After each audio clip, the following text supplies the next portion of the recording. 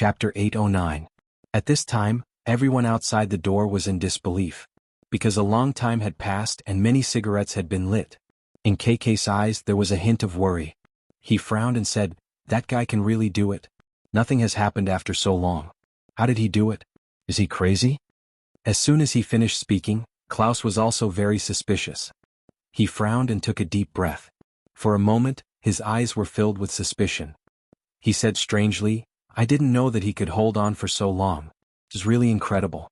I didn't expect him to be able to do it to this extent. How did he do it? How is that possible? How could he last for so long? That kind of terrifying game is not something a human can play. How could he do it? It's simply impossible." Ulshikov said, "How did he do it? How could he last for so long? That kind of terrifying game is not something a human can play." As soon as he finished speaking, everyone felt that it was unbelievable. Stephen frowned and said curiously, "Generally speaking, a normal human can't play that kind of game, right?" Klaus shook his head and took a deep breath. He said, "I don't know. I don't know much about Dustless. I only know that he shouldn't lose to that guy." At this time, Dustless's forehead was full of sweat. His eyes were full of surprise. He looked at the old guy in front of him and couldn't help but feel a little nervous. He gritted his teeth and said, "You're really strong, old guy. It's been a full 9 hours now." After hearing his words, Tun Aller Eluga Fulgaruxiu ignored his disrespectful tone and revealed a faint smile. He immediately said with a smile, "You're not bad yourself. You're also a very powerful guy. I didn't expect you to be able to fight me to this extent." At this time, even if Dustless unsealed 1/3 of his strength, it would still be difficult for him to withstand the terrifying power of space in the chess game that was constantly getting more and more powerful. He couldn't help but frown. Even if he could read the thoughts of the old guy in front of him, he couldn't keep up. However, he knew that he must keep up or else he might be killed. With this thought in mind, he began to chat even more seriously. At this time, his mind was constantly filled with a lot of knowledge. He gritted his teeth and continued to play chess. The chess game between the two was getting faster and faster, and the flow of space was getting faster and faster. At this moment he was sweating profusely. He knew that the time was almost up, but he also knew that this was the most difficult part because the formula was getting more and more dense and difficult to defend. He knew that if he couldn't hold on, he would definitely die. He must hold on to this wave of attack. He thought in his mind. More and more sweat on his nose.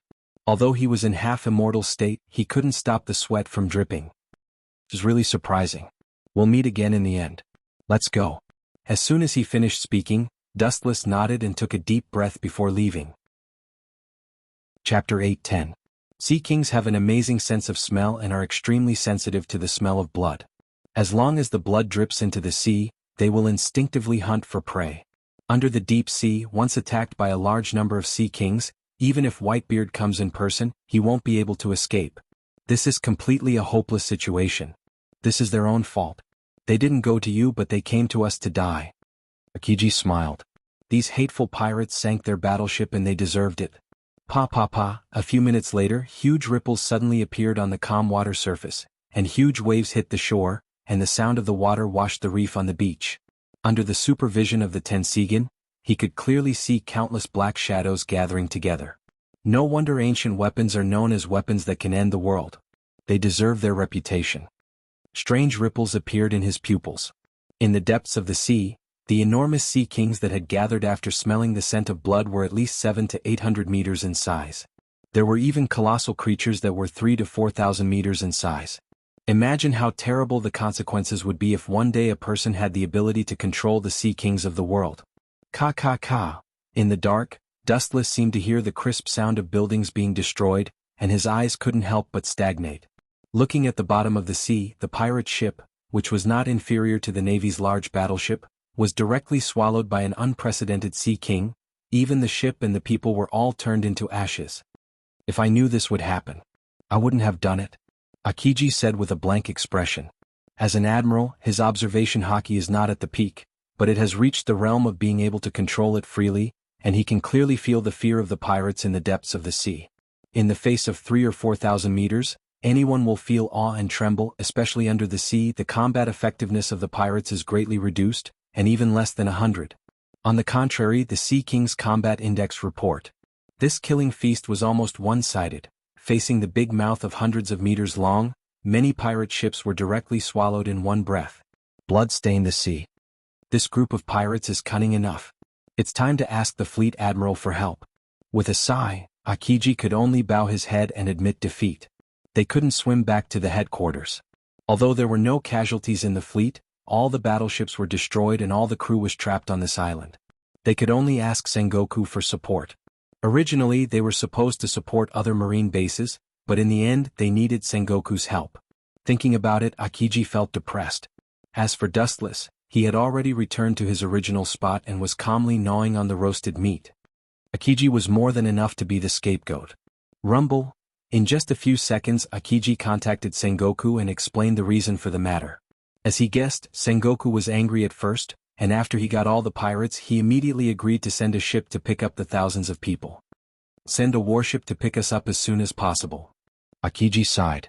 When he was about to turn off the Den Mushi, a shadow suddenly appeared, and the Den Mushi in his hand disappeared. It's me. I have figured out the purpose of the old guy Whitebeard. Dustless, who took away Akiji's Den Mushi, said something amazing, and his eyes were shining against the black night sky. Are you sure? Marlin's eyes were shining, and his calm tone was hard to hide. So far there is no trace of the Whitebeard pirates.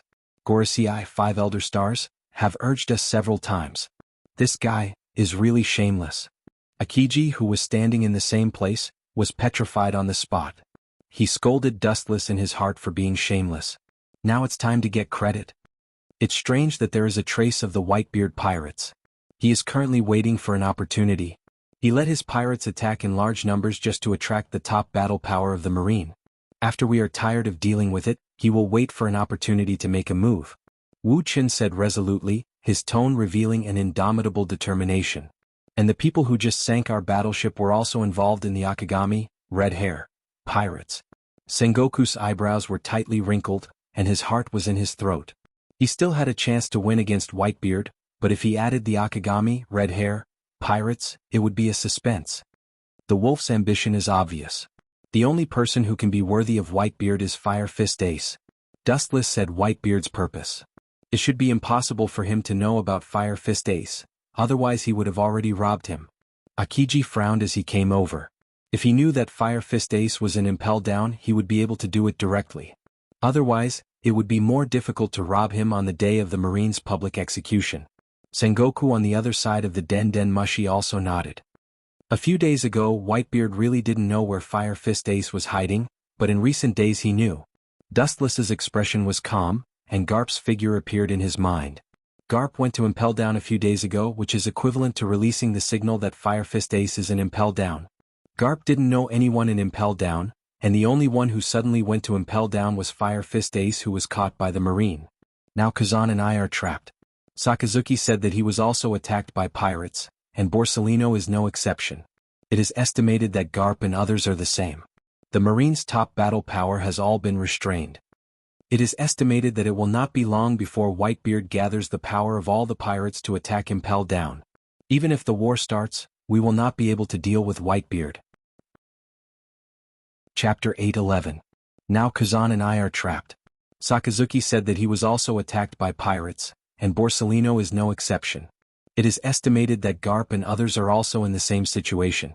The Marine's top fighting power has all been restrained. It will not be long before Whitebeard will gather all the power of the pirates to attack Impel Down. Even if the war starts, we will not be able to deal with Whitebeard. Wu Qin analyzed with a look of shrewdness, and the tone he revealed was correct. Sengoku's expression was stiff when he heard this. After a moment of contemplation, his expression changed sharply. His whole body trembled slightly. It was as if someone poured cold water on him. Kiji was the same. Although his expression was not as exaggerated as Sengoku, he also felt that the world in front of him was dark and the future road was dark. If it is really what Dustless guessed, Impel Down will definitely be broken by Whitebeard. This should just be your personal conjecture. Whitebeard shouldn't be that smart. Akiji said with an ugly face. His uncertain tone gave people the feeling that he was deceiving himself. Thinking about it, their strength is terrifying and unprecedented. If their IQ is high, their calculations are unparalleled, and they are interlinked, then the Marines are not far from death. The heavens were too unfair. No, Kazan, you don't know Whitebeard. I know him. He is that kind of cunning man. There is no such thing as the most cunning, only more cunning. On the other side of the Den Mushi, Fleet Admiral Sengoku roared. Obviously he now realized that something was wrong. Others may not be so smart, but Whitebeard was an exception. This old guy's wisdom was extraordinary. He could roam the sea for decades without being caught. Whether it was the former Roger or the Golden Lion Shiki, they were all wandering around the world. Only Whitebeard was living so comfortably now, jumping out to discuss the Marines. I will now let Garp and Sakazuki go to reinforce Impel Down, Sengoku said. A while ago he gave a military order to the Gorosei 5 Elder Stars, to guarantee the safe execution of Fire Fist Ace. If he is rescued by Whitebeard, the entire Marine will be completely discredited. In the future, it would be difficult for him to raise his head in front of the 5 honored stars. He would inevitably become the laughing stock of the entire world. Marlin's numerous Sengoku immediately cut off their conversation with Dustless and began using the Den Mushi to contact Garp, Sakazuki, and Borsellino. I hope we can make it in time. Akiji breathed a sigh of relief. In time? This is just your wishful thinking. It is estimated that when our battleship sank, the Whitebeard pirates began to act. Dustless's words made Akiji break out in a cold sweat. Regardless of what Akiji thought, Dustless continued, moreover, even if we can make it in time, no one can go there to support us. Isn't there still Garp and Sakazuki? I heard that Z-sensei is also on the move. Akiji smiled optimistically. I know, but you haven't considered who their enemy is. Dustless said solemnly. Among these people, Garp is undoubtedly the strongest so far. His strength is enough to rival the Yonko, 4 emperors. Akainu, Borsellino, and Z are all admirals. Red Hair Shanks is joining forces with Whitebeard. Dustless reminded Akiji when he saw that Akiji was slightly confused. If he didn't guess wrong, Red Hair Shanks is responsible for containing Garp and Sakazuki, and of course all his pirates. Although the Red Hair pirates are few in number, they are extremely outstanding. Therefore, the Marines want to reinforce Impel Down, but they are powerless. Now no one can stop them. All the Marines' top battle powers are almost restrained. Those guys are really despicable. Akiji's face couldn't help but dim, and his spirit was very decadent. Rumble.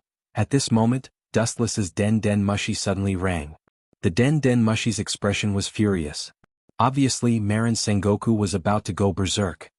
Red Hair, that damn kid, I should have destroyed him at all costs. Sengoku's roar resounded throughout the Marine headquarters, and the lazy white clouds in the sky were evaporated by his flames.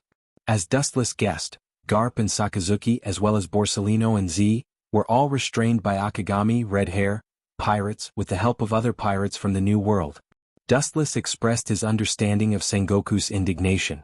He was an insignificant pawn in the past, and now he has grown into a big problem. He must be regretting it. I expected this. Red Hair Shanks and Whitebeard always wear the same pair of pants. This is also the result of Fire Fist Ace's particularity. Whitebeard is Roger's best friend and enemy, and Red Hair Shanks is Roger's crew. Roger is indebted to Red Hair, so it's reasonable for him to help Red Hair. All in all, the favorable situation is now all in favor of the pirates, and so is the scale of victory. It seems that Impel Down can't be defended. Sengoku's tone was pessimistic, full of endless emotion and loneliness, as if he was abandoned by the whole world. He and Whitebeard fought for a lifetime, and in the end Whitebeard was slightly better. Fleet Admiral, you don't have to be so pessimistic. Everyone has one head and 2 arms. Whitebeard is not more special than us.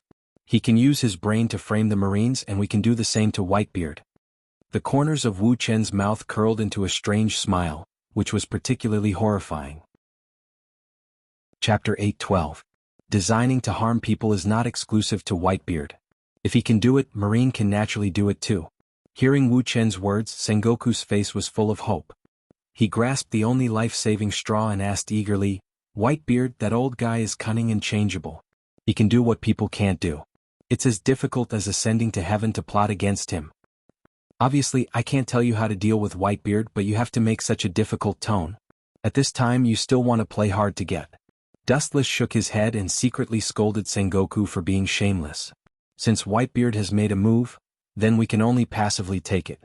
Counting on the veterans of Impel Down, it's estimated that it's not enough to fill the gap between his teeth. The battle power of Impel Down's army is less than half of Whitebeard's. Since the admirals can't get out, they can use the power of Shichibukai. Dustless suggested softly. This, Sengoku's eyes flashed with hesitation and changed quickly. Fire Fist Ace is lost, the loss of face is even greater, and it will be difficult for Marine to raise their heads in the future. Dustless saw through Sengoku's thoughts. Sengoku wanted nothing more than to use Marine's power to deal with Whitebeard. Using the power of Shichibukai, in a great victory will have more flaws in Sengoku's eyes. Blackbeard can't wait to take Whitebeard's life. Moonlight Moria also wants Whitebeard's body even in his dreams. As for Bartholomew Ursa, he is simply the government's lackey. These people don't need orders. As long as you say it, they will probably rush to deal with Whitebeard. Of course, it's not enough to count on the three of them. Whitebeard is known as the strongest man in the world. The three of them together are not Whitebeard's opponents, and they are facing the entire Whitebeard pirates. If they want to rely on the three of them, they will be doomed. Maybe Blackbeard will take the opportunity to run away. We can provoke the people inside the Whitebeard pirates. His group of sons also have ulterior motives. They can completely provoke dissension and plot against Whitebeard. Dustless's face was filled with killing intent as he smiled coldly. Killing someone did not necessarily have to be done personally. There were countless ways to defeat the other party. The key was how to use them. For an Iron Man like Whitebeard, the physical pain was far less severe than the betrayal of his family. Dustless still clearly remembers that during the later War of the Best, Sakazuki's Akainu instigated the Whitebeard pirates to severely injure him. Although the location and format were different, it was worth a try. That's right. That guy named Squard seems to have a lot of opinions about Fire Fist Ace. We can use him. In this way, we may be able to defeat Whitebeard without any losses. Sengoku sneered, and his eyes were glowing with the light of choosing people to devour, which was particularly terrifying. The pirate king Joel D. Roger once killed Squard's family. That Squard didn't know the true identity of Ace. We can tell him through secret channels. After adding fuel to the fire, let Squard plot against Whitebeard. The silent Akiji's face was complicated. There was a huge deviation between Marine's justice and his ideal, and as time went on, the deviation would get bigger and bigger. On the blue sea, the giant pirates cut through the thorns and rushed forward in the direction of Impel Down. There was a skull flag hanging on the hull of the unknown ship, and there were two clearly visible thick beards. It was the Whitebeard pirates that had disappeared for a long time. I thought that Akagami, red hair, would do something. It turned out to be such a ridiculous trick. Diamond Jozu had already received news from Akagami, red hair, that Dustless and Akiji were both pinned down and could not support Impel Down for the time being. Of course, it was not Dustless and Akiji but the entire Marine, unless Sengoku himself rushed to Impel Down. Jozu, Whitebeard's eyes were full of love, and they were instantly replaced by a sense of oppression. He said loudly, "Completing the task at the cost of minimal casualties is worthy of respect and learning. Some strategies are often ugly and ridiculous, but the effect is often unexpected. In this way we can finally rescue Ace." Marco breathed a sigh of relief and his tone was a little relaxed. These days he had been living in the haze of Ace's capture. Not only him but the entire Whitebeard pirates should say the same thing. "Thanks to Father's strategy," Diamond Jozu said from the bottom of his heart. The current situation was entirely due to Whitebeard's series of plans. That's for sure. After all, Father used to be as famous as One Piece Roger and Golden Lion Shiki, and he was invincible in all aspects. Marco also agreed. Whitebeard looked at this scene with no expression on his face, but he kept pouring wine into his mouth. As a captain he must always maintain absolute wisdom. However, the pride and joy hidden in the corner of Whitebeard's eyes were difficult to hide. Being able to play the entire Marine headquarters and even the entire world government including Gorosei, 5 Elder Stars, even his close friend and enemy Roger did not do it. Chapter 8:13.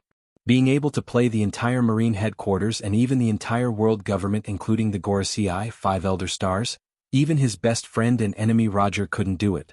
Whitebeard's pride is understandable. The huge pirate ships sneaked all the way without any hindrance.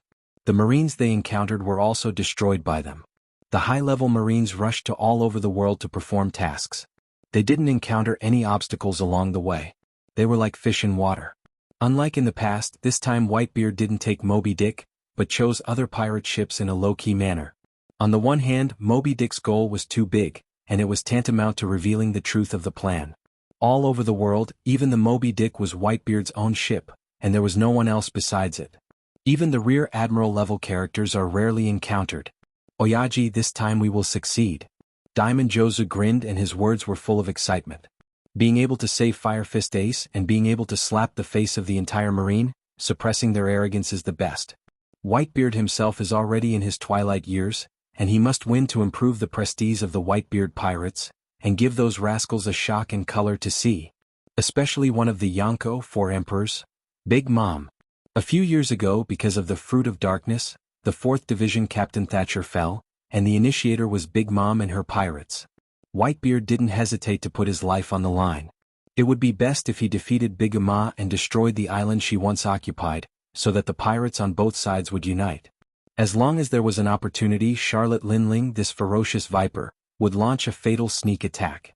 Putting Moby Dick in the base before going to sea will not only deter the enemy, but also play a role in confusing them. After all, this time they suddenly attacked Impel Down. They can't take all the fleet, they can only take all the elites. There are still many members of the Whitebeard pirates stationed on the original island. Rumble. At this moment the unexpected Den Den Mushi rang. That red-haired kid? Turning his head and looking at the slightly anxious Den Den Mushi, Whitebeard's heart thumped and suddenly realized that something was wrong. Red Hair Shanks will not contact him if there is no major event. Unknowingly he picked up the phone. Sure enough, as Whitebeard expected, there was a message from Nightmare. Shichibukai, who were mobilized by Marine, also headed in the direction of Impel Down. As Dustless had guessed before, Blackbeard and Gecko Moria participated in the encirclement and suppression operation. The news that Whitebeard quietly left the island base was like a ripple on the surface of the water. Under the careful production of the warring states, it spread to every corner of the world in an instant. The truth of a secret operation was revealed to the world. Sengoku also listened to Dustless's suggestion. He first used the power in his hands to make Whitebeard's secret actions public. He used projection Den Den Mushi and broadcast Den Den Mushi to every place in the new world that the Marine can reach. Whitebeard. On the other side of the Den Den Mushi, Red Hair Shanker's dignified voice was filled with unprecedented seriousness, which made Whitebeard's heart jump to his throat. The Red Hair Pirates are now restraining the high-end battle power of the Marine. In such an embarrassing environment, they can still use Den Den Mushi to contact him, which indirectly shows the seriousness of the situation. The Marine has seen through your plan. They have made the whole world boil. You have worked hard on this secret operation. All the places that the Marine can reach know, and this news is spreading at lightning speed. It won't be long before the whole world knows about it, Red Hair Shank said in a very depressed tone. Is that all? There's no need to worry about such trivial things, Red Hair. Whitebeard's heart relaxed and he didn't care about it and laughed. A pirate's life is always accompanied by danger. A pirate who is overcautious has no future. Compared to Whitebeard, Red Hair Shanks is at most a junior. This is not a trivial matter. Red Hair on the other side of the Den Den Mushi frowned with warning. So what? The fake Moby Dick is wandering in my base and no one dares to provoke it. The pirates who hear the news will only think that the Marine is talking nonsense, and the purpose is to cause the pirates to kill each other. Whitebeard said calmly. Fabricating news out of thin air to cause others to kill each other is a trick that the Marine often uses, and it's known all over the world. It's not that I'm overcautious, but you're underestimating the Marine's means. Red Hair raised his voice, and instead of reducing his vigilance, he became more and more intense. Don't forget, there are many guys who want your head. Whitebeard frowned, and when he was about to open his mouth to educate Red Hair, another Den Den Mushi beside him rang. Coincidentally, this white Den Den Mushi also showed an unprecedented state of anxiety, giving people a feeling of panic. These young people still need to be tempered. Wait a minute, Red Hair. The moment he picked up the Den Den Mushi, he didn't wait for Whitebeard to ask, and the eagerness made everyone stunned, including Whitebeard's face. Oyaji, our base was attacked by one of the Xianxia 4 emperors. Chapter 8:14. Oyaji, our base was attacked by Bigu Momo, one of the Xianxia 4 emperors. This sentence didn't disperse in Whitebeard's mind for a long time, it echoed back and forth forever, as if he was possessed. His mind was filled with this paragraph and his thoughts were in a mess. Frankly speaking, Whitebeard doesn't care about the gain or loss of an island. Like Red Hair Shanks, he likes to live a wandering life. But now the situation is different. As we all know, the size of the Whitebeard pirates add up to thousands of people. This attack on Impel Down is a top-secret operation, and it is tantamount to exposing the target. Naturally, not all of the crew can be activated, only a small number of elite crew members can be selected, and the other sons, Whitebeard has placed them in temporary bases. In other words, all the elites are now concentrated on this ship, and most of the remaining are weak, and it is impossible to fight against Bigu Momo with them. A meleeed Bigu Momo, that despicable old woman, dares to play this game with me? Whitebeard's angry roar resounded through the sky, and visible cracks appeared in the surrounding space, erupting with destructive waves. The clouds floating in the sky disintegrated instantly, and the invaded sea instantly formed big waves, spreading rapidly, swallowing the surrounding islands. Don't forget, a few years ago, you almost killed Charlotte Linling. Women are very vengeful. Now that she has seized the opportunity, it is very likely that she will eradicate your pirates. Red Hair Shanks, on the other side of the Den Mushi, whispered after hearing Whitebeard's roar, and his tone was vaguely persuasive. Wipe them out. She's just a stray dog. Whitebeard roared, and the sword in his hand also felt Whitebeard's anger, making a burst of clear sound, and a supreme killing intent went straight to the sky. Ka ka ka. Accompanied by a loud rumble, a dazzling crack appeared in the dark sky. The distant sky looked as if it had been torn apart by someone. It was terrifying and sinister. The endless netherworld abyss seemed to be the tomb of all creatures, and the flying insects and beasts passing through the sky made bursts of whining, as if begging for mercy. Even though this body has reached its limit, it's as easy as flipping my hand to exterminate her, Whitebeard said in a sonorous and arrogant manner. Although there was a suspicion of exaggeration in the case of going all out, even if he couldn't kill by Gumamu, he could still seriously injure her. This was where Whitebeard's confidence came from. That was before. Don't forget, you are still on the way to Impel Down, and Bigu Mama is slaughtering your crew. Do you think Bigu Mama will feel helpless against them? Shank's voice came from the other side of the Den Mushi. Seeing that Whitebeard was so stubborn, he decided to be frank. Let's stop here, Whitebeard. Chapter 8:15. Anyone who was targeted by Dustless could not escape the fate of life and death in the end. Even if they were lucky enough to escape his pursuit, they also lived in endless fear, living a life worse than death. Although it was just an unfounded guess, Red Hair Shanks was very sure that even if the instigator behind this had nothing to do with Dustless, it was definitely related to him. What is your final choice? Abandon Fire Fist, or choose to walk down the dark path and save him at all costs? Throwing the complicated thoughts out of his mind, the red-haired Shanks asked straightforwardly. Whitebeard looked stiff and bowed his head in silence. He was reluctant to give up Ace, but he was also reluctant to give up his other sons. Even if he has mixed feelings, he can't hide the helplessness in his heart. For the first time in his life, Whitebeard felt that life was so hard. If I were you, I would definitely have a headache like you. The strategy is really vicious. On the other side of the Den Mushi, Shanks's sympathetic voice was heard. If he chose, he would fall into the same embarrassing situation as Whitebeard. There are obviously two paths to choose from, but it doesn't lead to the light after the rain, but to the endless abyss of despair. It seems that I can only retract my troops. Damn marine bastards and that old woman. I will definitely settle this account with you. Whitebeard chose to give up the mission. He is the father of the entire Whitebeard pirates. He can't sacrifice everyone because of Ace. It would be too unfair and chilling. A pirate group that makes everyone feel chilled means that they are close to collapse. He can only turn the unwillingness in his heart into hatred for the Marines and Big Mom. He secretly vowed that one day in the future, he will make them pay with their blood. Oyaji, the Impel Down is close at hand and it's just around the corner. Marco clenched his fist and his face was full of unwillingness. So was Diamond Josu. His body was trembling, and his breathing was several times faster than usual. Although I am sorry for the brothers who died. But Oyaji, you also understand. The Whitebeard pirates can't do without Ace at present. Diamond Jot said in a heavy tone, his words hinting at something else. In addition to the importance of Fire Fist Ace, there are other factors. Ace's bounty has reached 550 million berries and he will inevitably support the Whitebeard pirates in the future.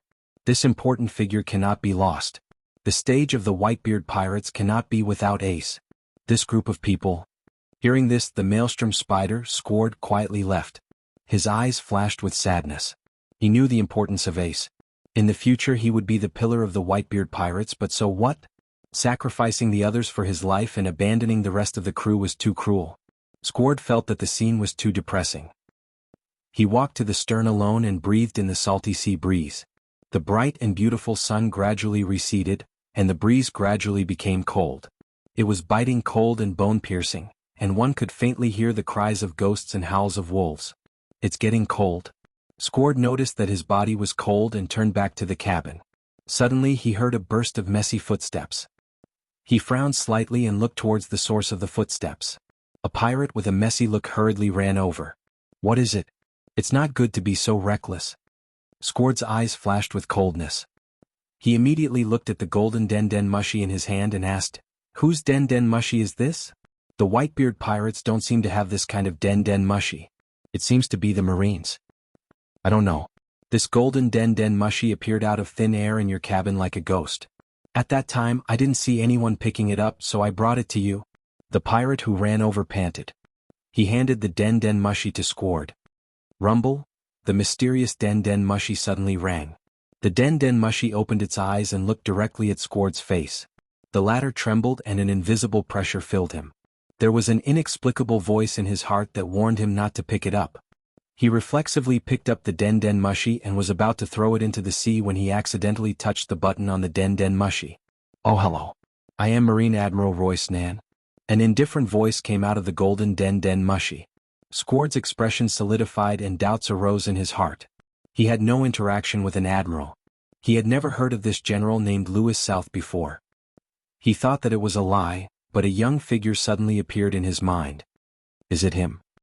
Thinking of Dustless's figure, Sword said coldly, "If you have something to say as a Marine Admiral, I hope you don't say stupid things like asking me to plot against my father."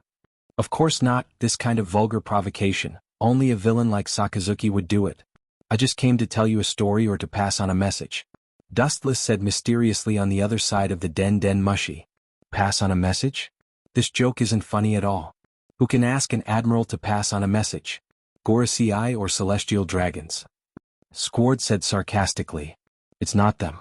You are familiar with the people who begged me to pass on a message." Suddenly, Dustless's voice was like a black hole in the depths of the universe that could devour everything. It instantly attracted Sword's attention. "The people who asked me to pass the message are from the Kingdom of Heaven. They are the crew members who used to be your brothers but were unfortunately annihilated by Roger, the Pirate King." Chapter 8:16. Dustless's voice was like a black hole in the depths of the universe that can swallow everything and instantly attracted Sword's mind. "The people who asked me to pass the message, they are from heaven. They were the crew who were brothers with you in the past and were unfortunately annihilated by the Pirate King Roger." Sword was disappointed when he heard this. He thought it was a big secret and felt like he was being played. He roared angrily, showing the rude side of every pirate. "Pass a message from the underworld for the companions who had disappeared? Do you think I am an idiot? Even if you want to tease people, you can't do it so casually." Sword said, getting angrier and angrier. He shouted, "The one who can pass the message is an angel." Hearing this, Dustless on the other side of the den mushi said, "If you want me to turn into an angel, I don't care, but I prefer to turn into a demon than an angel. I feel that this profession is more suitable for me." "Don't push your luck." Sword's mouth twitched fiercely as he cursed in his heart. He had never seen such a person who liked to take advantage of others. "If you have something to say, say it." Sword snorted and waved impatiently. Although his words were firm, Dustless still heard the eagerness in Sword's tone. This guy wanted to know the secret of Fire Fist Ace. Fire Fist Ace can be regarded as the number 2 figure in the Whitebeard pirates. Whitebeard valued him very much, even more than Marco and Diamond Jozu, who joined in advance. "What do you want to say?" Holding the den mushi in his hand, he seemed to have guessed Sword's words. "As a Marine Admiral, I hope you don't tell me that Ace is the son of the Pirate King. This joke is not funny. If he is the son of the Pirate King, then I am your Marine Fleet Admiral's blood-related son. You think it's ridiculous?" A casual rhetorical question made Sword's face freeze, and he couldn't laugh even if he wanted to. Dustless continued, "In my opinion, because he is Roger's son, Whitebeard treats him with care. This can also explain everything reasonably." "That's just your personal guess." Sword immediately retorted loudly. His firm tone gave people a feeling of being inflexible. But in Dustless's ears, it sounded like self-deception. "This is not speculation." Dustless's eyes were like torches and his voice was filled with shrewdness and wisdom, making people involuntarily convinced and unable to extricate themselves. "The relationship between Whitebeard and Roger is known to the world. It's reasonable to take care of his son. You don't have any evidence, don't spout nonsense. Especially a Marine Admiral, don't make a fool of yourself. You have a good reputation in the New World, Don't ruin your image in my heart. Sword's tone was full of anger, as if he had been greatly insulted and couldn't wait to throw away the golden den mushi in his hand. Since you respect me so much, it's really surprising. A hint of surprise flashed across Dustless's eyes. He continued to smile and said, but since you are my fan, I don't mind helping you. If you don't trust me, you can ask Whitebeard directly. You'd better not sow discord. At this point, Sword's mouth stopped and his throat seemed to be blocked. Thousands of words gathered in his heart and he couldn't say them. It was particularly uncomfortable. He could only yell at Dustless to cover up his irritable heart. I'm just stating the facts. Hearing this, Dustless's mouth raised a conspiratorial smile.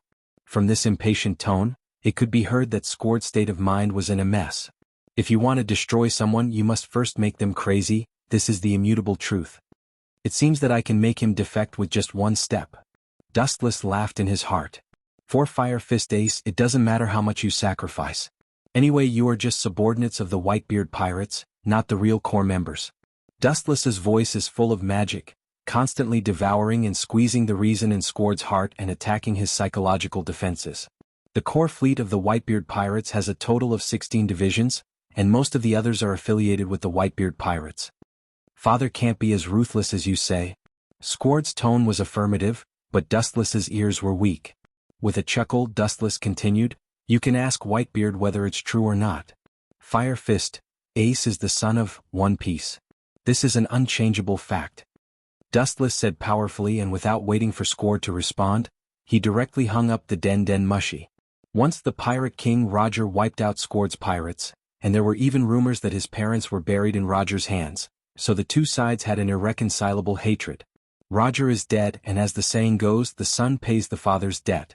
This continued hatred naturally fell on Ace's head, especially the words of Marco and Diamond Jozu, which had deeply touched Sword. It can be seen that Ace's identity is obviously not good. At least he has an inextricable relationship with Whitebeard. Otherwise, Whitebeard would not save him at all costs and even ignore the lives of others. Father, I hope that Marine Admiral is wrong, otherwise... Sword picked up the sharp general in his hand and walked towards Whitebeard with heavy steps. Chapter 8:17. Will it work or not? Although it's a bit hasty, it's also worth looking forward to. I love to see a father and son killing each other. On the desolate island, Akiji looked at the deep stars in the sky while lying on a clean and smooth rock.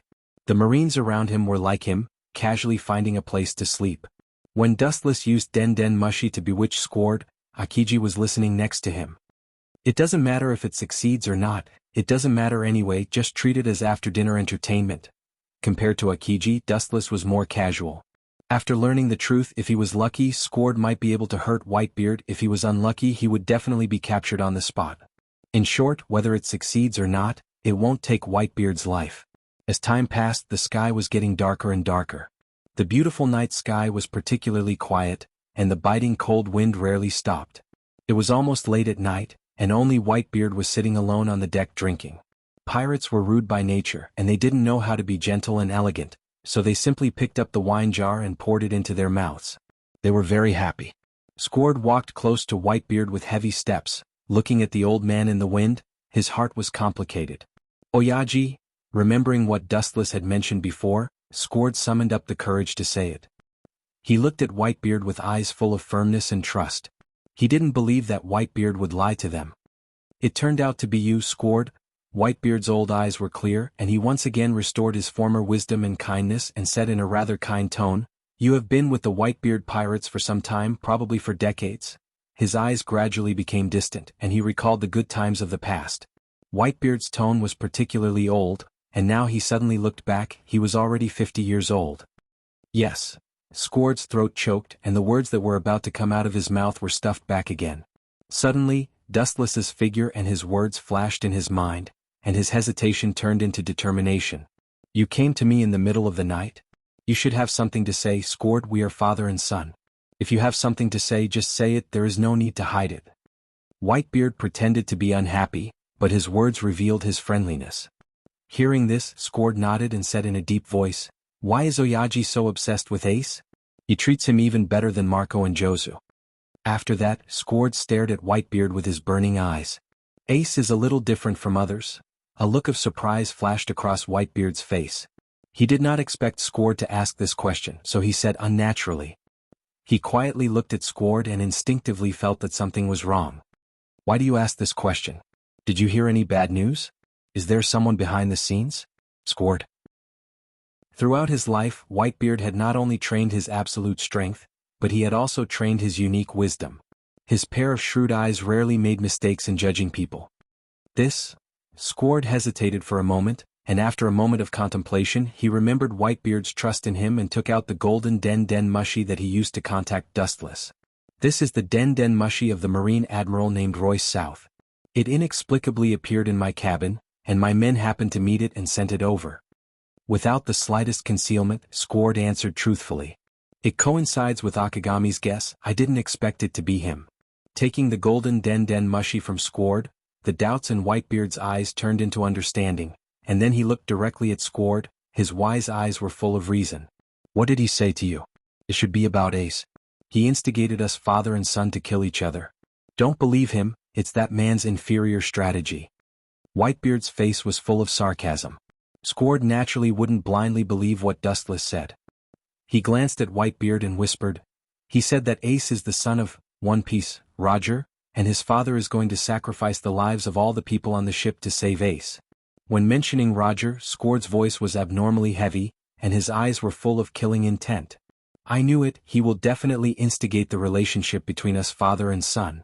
Whitebeard's face flashed with a strange color, and he avoided the main point and talked about the relationship between Ace and Roger directly.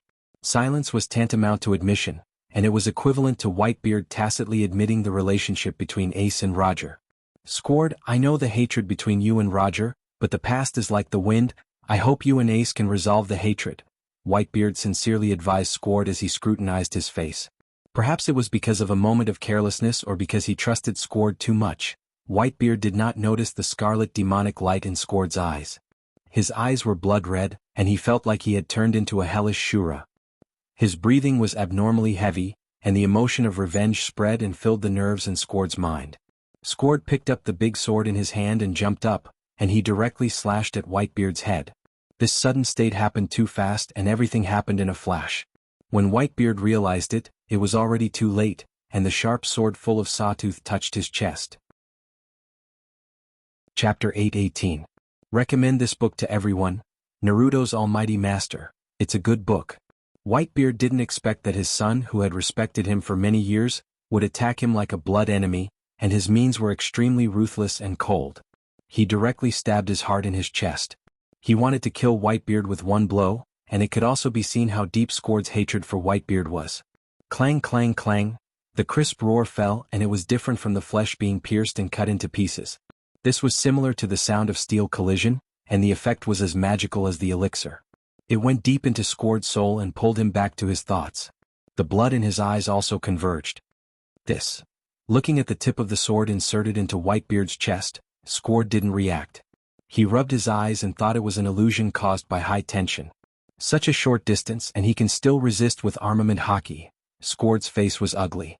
He gambled on a fatal blow, but it didn't hurt or itch for Whitebeard. Looking up, Whitebeard's face didn't change and there was no reaction at all. It was an invisible mockery of his weakness. I know you are unwilling. It is undeniable that I usually deal with some things and I do favor Ace, but I treat you as my sons, and there is no distinction between high and low. The big sword in Whitebeard's hand danced quickly. Under the moonlight it was particularly sharp and it could cut iron like mud. Squord closed his eyes and quietly waited for disappointment to come. He didn't feel regret. He hated One Piece. Now that Fire Fist Ace was the son of his enemy, Squord naturally hated him too. After waiting for a long time his head didn't move. He opened his eyes and looked at Whitebeard. Looking down at Squord with his broad body, Whitebeard restrained his killing intent. Finally the broadsword in his hand fell. This son had been with him for decades. Whitebeard couldn't kill him today even if he wanted to assassinate him. In the final analysis, it was all Dustless's instigation. Royce, the hatred between us has deepened. Whitebeard said hoarsely, and the big sword in his hand was more dazzling. The cold air around it was more penetrating, and people didn't dare to look directly at it. Looking at Whitebeard's posture, Squord couldn't bear it and fell to the ground. His forehead was oozing with cold sweat. Whitebeard took a step forward. Sword thought that he would completely kill him, but unexpectedly Whitebeard stretched out his big warm hand. 3 days later in the afternoon, the chaotic world regained its tranquility, and the situation was clear. Whitebeard returned to the island where he was originally stationed, and Big Umam slipped away in advance, leaving only the corpses on the ground. The entire Whitebeard pirates were ruined by Big Umam. There were even many people who were brutally dismembered before their corpses could even be found. The furious Whitebeard immediately led the entire pirate regiment to fight with Big Umam. Compared with her reckless self a few years ago, Big Umam is undoubtedly much smarter now. She knows that Whitebeard is old and there is no need to fight with her to the death, so she retreats. The Whitebeard pirates didn't get much advantage. Marlin's marine headquarters. That bastard Gecko Moria really can't be trusted, or else we'll suffer heavy losses. In the fleet admiral's office, Sengoku slammed the table angrily, and a crack visible to the naked eye appeared. He yelled, "That bastard's words are tantamount to fart out of thin air. You can't believe him at all." Gecko Moria once promised to deal with Whitebeard, but in the end he didn't even see a ghost. The only Shichibukai who really came were Blackbeard and Bartholomew. This time, I almost fell into Whitebeard's trap. Thinking of Whitebeard, Sengoku said fortunately. If it wasn't for Dustless to see through his strategy and secretly instigate Squard, and finally instigate the war between Big Umam and Whitebeard, I'm afraid the Marine would be doomed. What should we do with Gecko Moria? Akainu asked hoarsely with a blazing killing intent in his voice. People who don't have a firm stance should be eradicated early. They will only use the rights given to them by the Marine. Expecting him to help the Marine is a dream. Gecko Moria always wanted revenge. More than 10 years ago the New World's Moria pirates fought against 100 Beast Kaido, but they were hit hard by the latter's overwhelming strength. Since then they have been unable to recover and have been doing nothing for more than 10 years. Until today Gecko Moria has not risen. Even if you want to take back the title of Shichibukai, there is no need to take it now. When we execute Ace we can force him to participate. It's not too late to kill him after that. This is also a waste. Dustless said with a distant look. Although Gecko Moria's strength is average in the future war, it is still very useful to deal with the Whitebeard pirates. It's not too late to kill him. Let that waste live for a while. Akainu's eyes flashed away, and then he sat on the sofa with his eyes closed. Obviously he acquiesced to Dustless's approach. Even if they destroy Gecko Moria, it's time to squeeze his value. Sengoku and others also have the same view. For pirates like Gecko Moria, they must not be soft-hearted. Once he has no value, what awaits him will be death or forever being locked in a place like Impel Down. Who let Gecko Moria go against them? In Sengoku's view, this is his own cocoon and he can't blame others.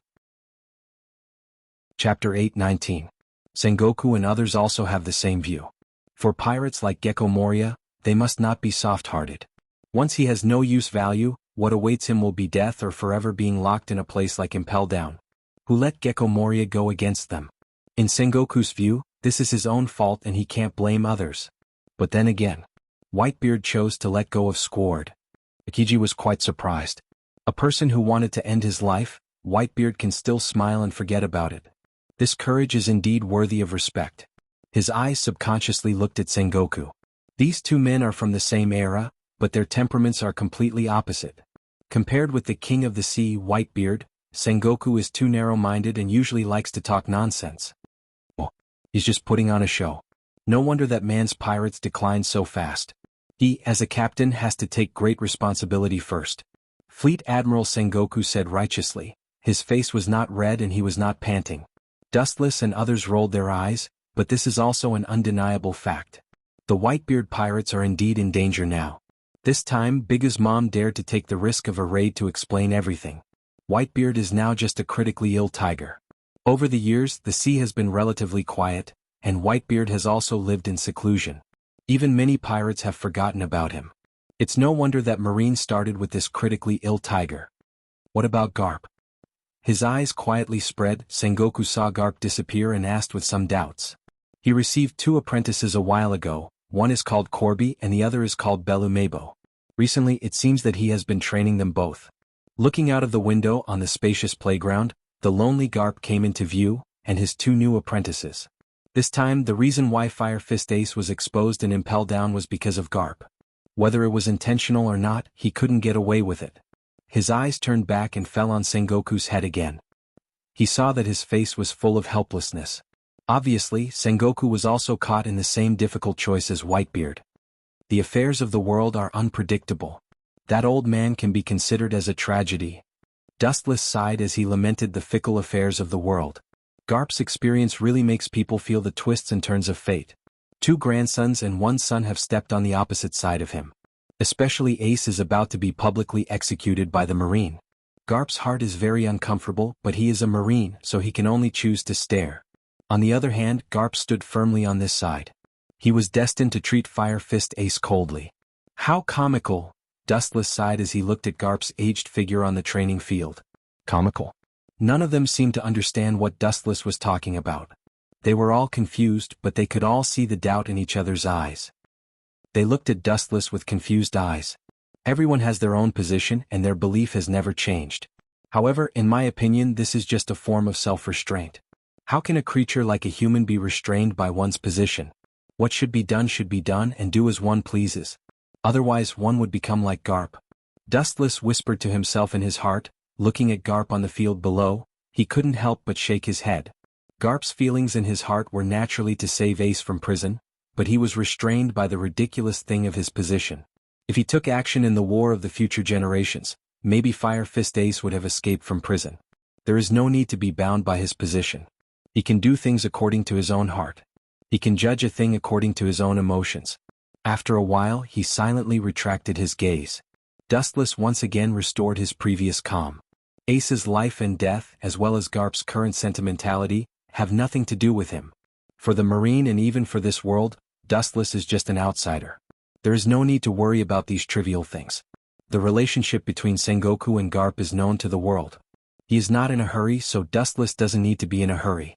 Within the mysterious ocean, everything within a radius of a few dozen kilometers was dark and gloomy. Dark clouds were rolling, and darkness was the only main color in this ocean that was forbidden from living creatures. In the vast sea, the new battleship of the Straw Hat Pirates, thousands of sunshine, like a meteor, passed through layers of stormy waves and officially invaded the core area of the Devil's Sea. Binks whine. The melodious melody was carried by the chilly wind and spread across the dead silent ocean. The melody that came through the chilly wind was like a requiem written by the Grim Reaper, causing people to shiver all over. This dark ocean was the most dangerous place for humans, the heaven of the Grim Reaper.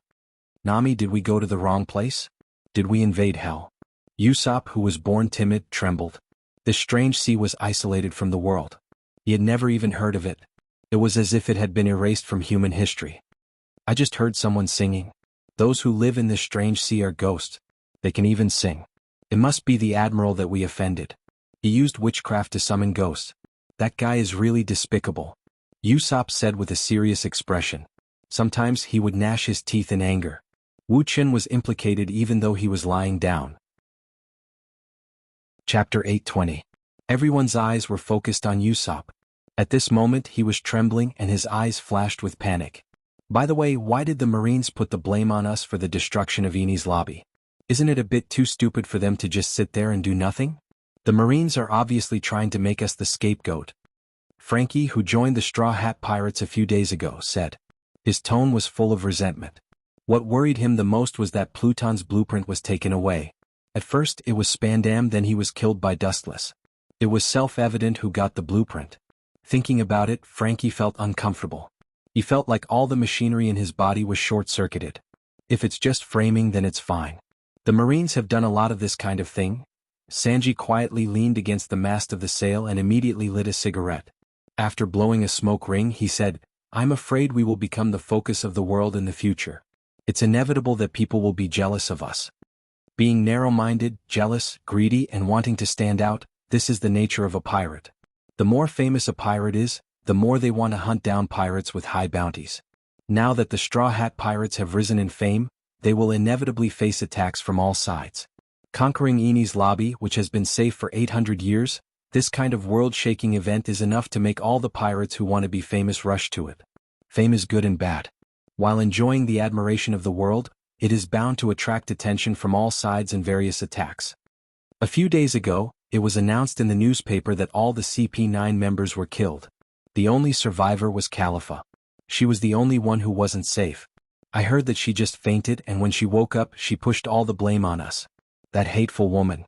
Nami gritted her teeth and said with a regretful expression. She seemed to hate that she didn't kill Khalifa at that time. Jurr. The smell of barbecue drifted into everyone's nostrils. Everyone looked for the source of the smell and saw Luffy eating meat. Eat meat, eat meat. There's no need to worry about this kind of thing. Luffy wolfed down the fragrant barbecued meat. Compared to the crew members who had serious expressions, Luffy, as the captain, was exceptionally calm. He ate the meat calmly, attracting a lot of rolling eyes. Luffy, everyone exchanged glances with each other. Soon after they let out a long sigh. They had an extremely speechless and troubled expression on their faces. Zoro saw it quite thoroughly, and he began to pick up the barbecue and wine and indulge in it. This appearance made Sanji's anger index suddenly rise. Hey green algae head, Luffy's nerves are nothing, but why are you acting like this? Sanji stared at Zoro with dissatisfaction and said. Hearing this, Zoro opened his closed eyes and looked at Sanji, then continued to drink by himself. We've completely fallen into a passive position. It's useless to think and worry blindly here. Instead of saying these useless things, why don't we look at the long term and continue to become stronger? This is the only right path. Zoro's words made everyone silent, including Sanji. It was useless to scratch their heads because they had no strategy to fight back. The Marines pushed all the blame on them and they could only swallow their anger. It was impossible to resist. They had no right to speak and no strength. In simpler words, in the end it was because they were too weak that the Marines could ignore their feelings and push all the blame on the Straw Hat Pirates. But who killed that group of CP9? Usopp brought the topic back to the CP9's head, thinking of the tragic deaths of several people. His brows flashed with gloom.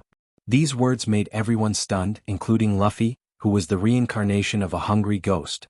He stopped what he was doing and became silent. Dustless's figure appeared in his mind and Sanji's cold sweat flowed as he speculated, that guy is an admiral of the Marine, he shouldn't kill his own people.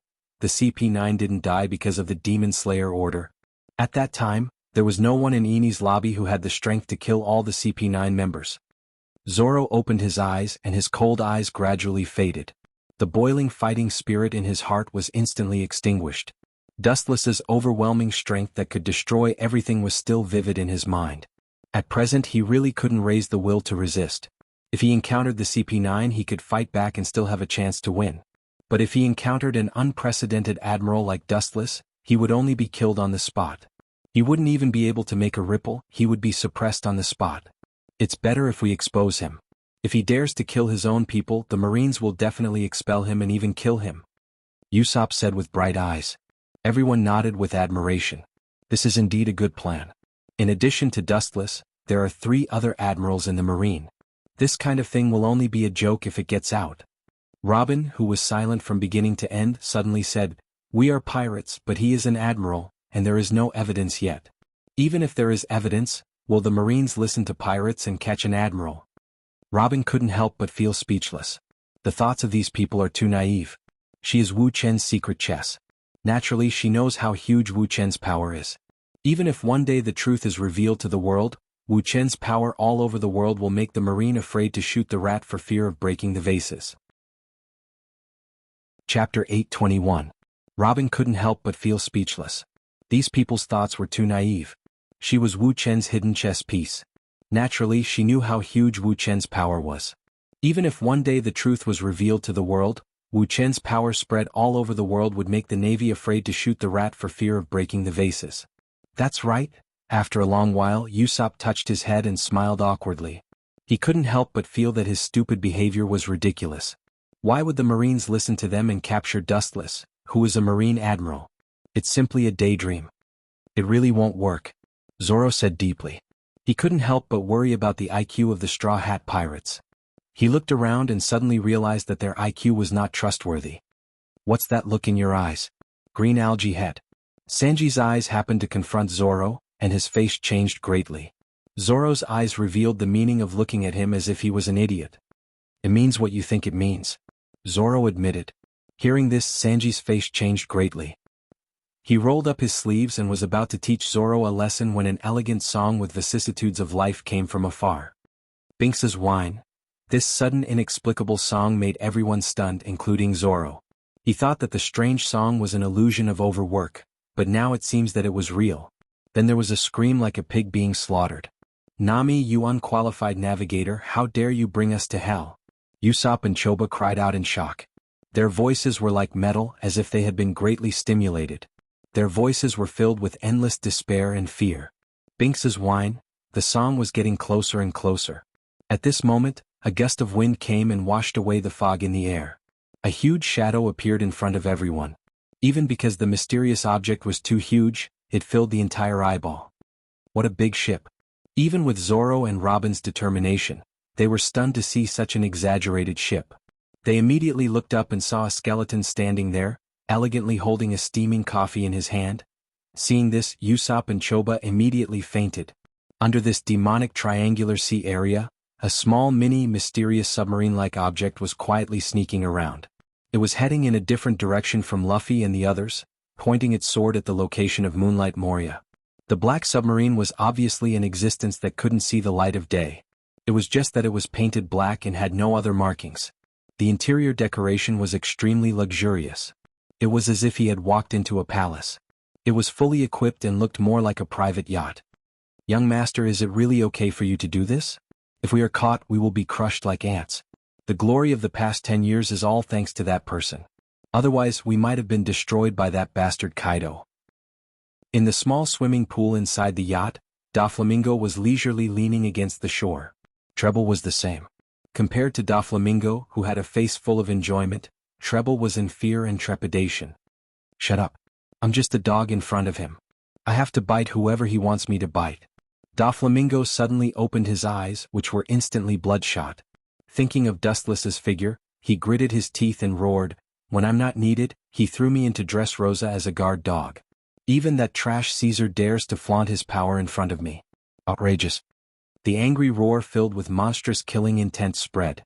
The submarine under the sea trembled fiercely, and the water in the swimming pool instantly froze. Treble's face also became silent.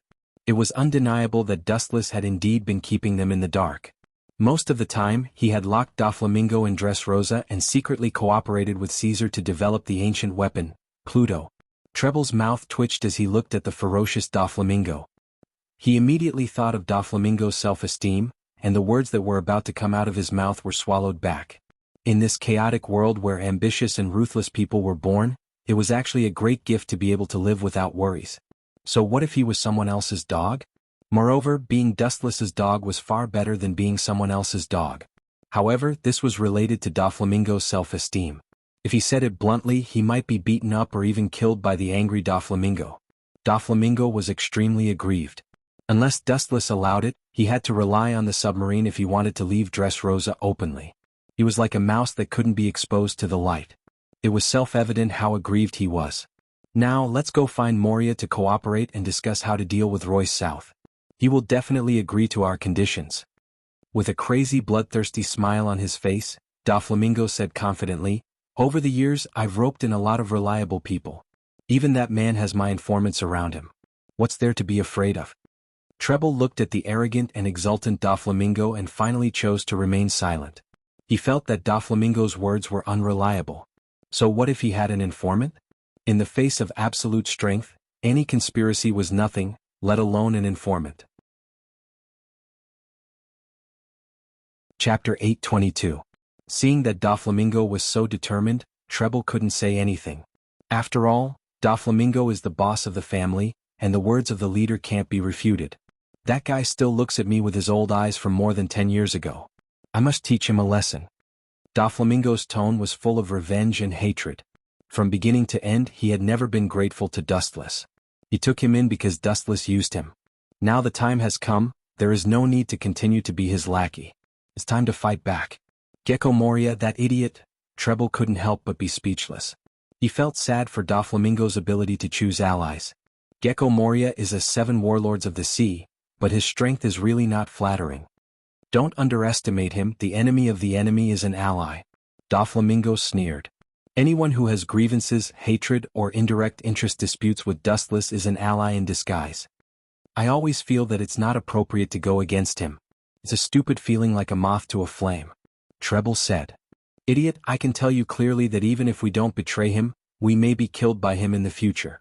Doflamingo said with great certainty. People like Dustless who do whatever they want, never care about the reason for killing people. Maybe just because he is unhappy he will kill them. Treble lowered his head and sat on the shore with his fat body. This time, Doflamingo secretly came to find Gecko Moria. Even the rest of the Don Quixote pirates didn't know. It is enough to see the seriousness of Doflamingo's mission. This is also helpless. After following Dustless for more than 10 years, Doflamingo knows that Dustless's means are terrible. It is no exaggeration to say that wherever there is an island, there may be a White Zetsu's clone. Here we are, Master. There was a respectful voice in the cabin. Doflamingo and Treble quickly dressed. After some tidying up, they stepped into Gecko Moria's territory, the terrifying three-masted ship. I thought I could breathe fresh air when I came out, but I didn't expect it to be such a rotten place. After going ashore, Doflamingo cursed his bad luck. He didn't expect Moonlight Moria to have such poor taste, choosing such a dark and rotten place as a base. He was as tasteless and vulgar as he was. Doflamingo, if you don't feel well, get out of here immediately. I didn't invite you over. Your dress Rosa is comfortable, but my place is indeed thousands of miles away. But in the end, it's just another person's dog. The merciless mockery fell on Doflamingo's face, causing his expression to take a turn for the worse. Dense killing intent floated on his face. Bang bang bang. The ground trembled, and a huge monster at least 5 or 6 meters tall appeared in front of Doflamingo and Treble's eyes. He was dressed like a bat, his skin was pale and his whole body was filled with a chill. He was one of the 7 warlords of the sea, Moonlight Moria. What do you mean? Doflamingo exuded a strong murderous aura. It was a taboo to be called a lackey.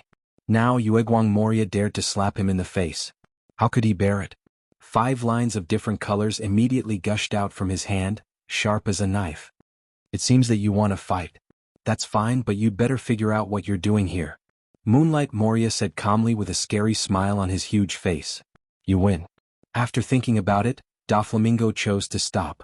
He came to talk about the content of cooperation, not to fight. But he still said unforgiving, if the guy Sand Crocodile hadn't died, I would never cooperate with someone like you. And, who is that little girl? The content of our cooperation is only known to the 2 of us. Staring at the pink-haired girl behind Moonlight Moria with murderous intent, Doflamingo said unkindly, she's harmless. Kill her as soon as possible. Only the 2 of us know? Then what's the matter with the fat man behind you? Moonlight Moria looked at the girl behind him and laughed strangely. Her name is Perona. She's my subordinate. This is my territory. What's wrong with bringing my subordinates here? A lump. Treble was furious when he heard the words and glared at Moonlight Moria. His small eyes hidden in the crevices of his flesh were spewing flames. If it weren't for the existence of Doflamingo, he would have gone up and fought with Moonlight Moria. He actually came here. In the dead graveyard, the ground suddenly burst open and a white head popped out. It was White Zetsu's avatar, looking at Doflamingo and Moonlight Moria, who had joined and once again dived into the ground. Compared with the dead devil's triangular sea, Mariewa is like spring all year round. His courage is not small. He carefully bowed his head for more than 10 years, but in the end he chose to die. White Zetsu reported the information to Dustless for the first time. No matter how I look at it, it doesn't seem like a coincidence. The corners of Wu Chen's mouth opened slightly as he muttered to himself. Dustless can understand the appearance of the Straw Hat Pirates in the Devil's Triangular Sea, but Doflamingo obviously has bad intentions. If he remembers correctly, Bartholomew Kuma also went to Moria's territory. It's difficult for Dustless to treat this as an accident because these people are all his enemies, whether it's Ursa, the Straw Hat Pirates, Moonlight Moria, or Doflamingo. These people have grievances with Dustless. It's difficult to make Dustless not think too much. Chapter 823. Rubbing his temples, Dustless shook his head and opened his wise eyes. This didn't look like a coincidence. Those who had hatred or indirect grievances with him were all gathered in Moonlight Moria's territory. It was obviously abnormal. There must be something wrong when things are abnormal. They won't come up with an anti-thief alliance against me, right? Dustless's face was weird, and he doubted in a half-joking and half-serious tone. Anti-thief. For a moment he didn't understand what Dustless meant. White Zetsu was shocked by conditioned reflex. After a while he understood what Dustless meant. He smiled bitterly and said, most likely, they should be discussing how to deal with Master Dustless's anti-thief alliance. A group of people who had grievances with Dustless gathered together. In the direction of the sword, there was no one else except Dustless. Doflamingo, that traitorous guy has some skills. He even knows how to form a clique, but he's really disappointing. Even if he's looking for teammates, he won't just pull anyone in. He even wants a crooked melon like Moonlight Moria. Dustless sighed in disappointment. He thought Doflamingo could pull some kind of godlike teammate, but he didn't expect it to be Moonlight Moria. Moonlight Moria. Forget it, pretend I didn't say anything. White Zetsu couldn't help but feel speechless. Moonlight Moria was also a popular figure. He once fought with Kaido, one of the Yonko. Although he was unfortunately defeated and was driven out of the New World, he was also a famous great thief. He finally joined the 7 warlords of the sea. This showed that Moonlight Moria's strength was recognized by the government. Now, when it came to Dustless, he seemed to be no different from the legendary passerby.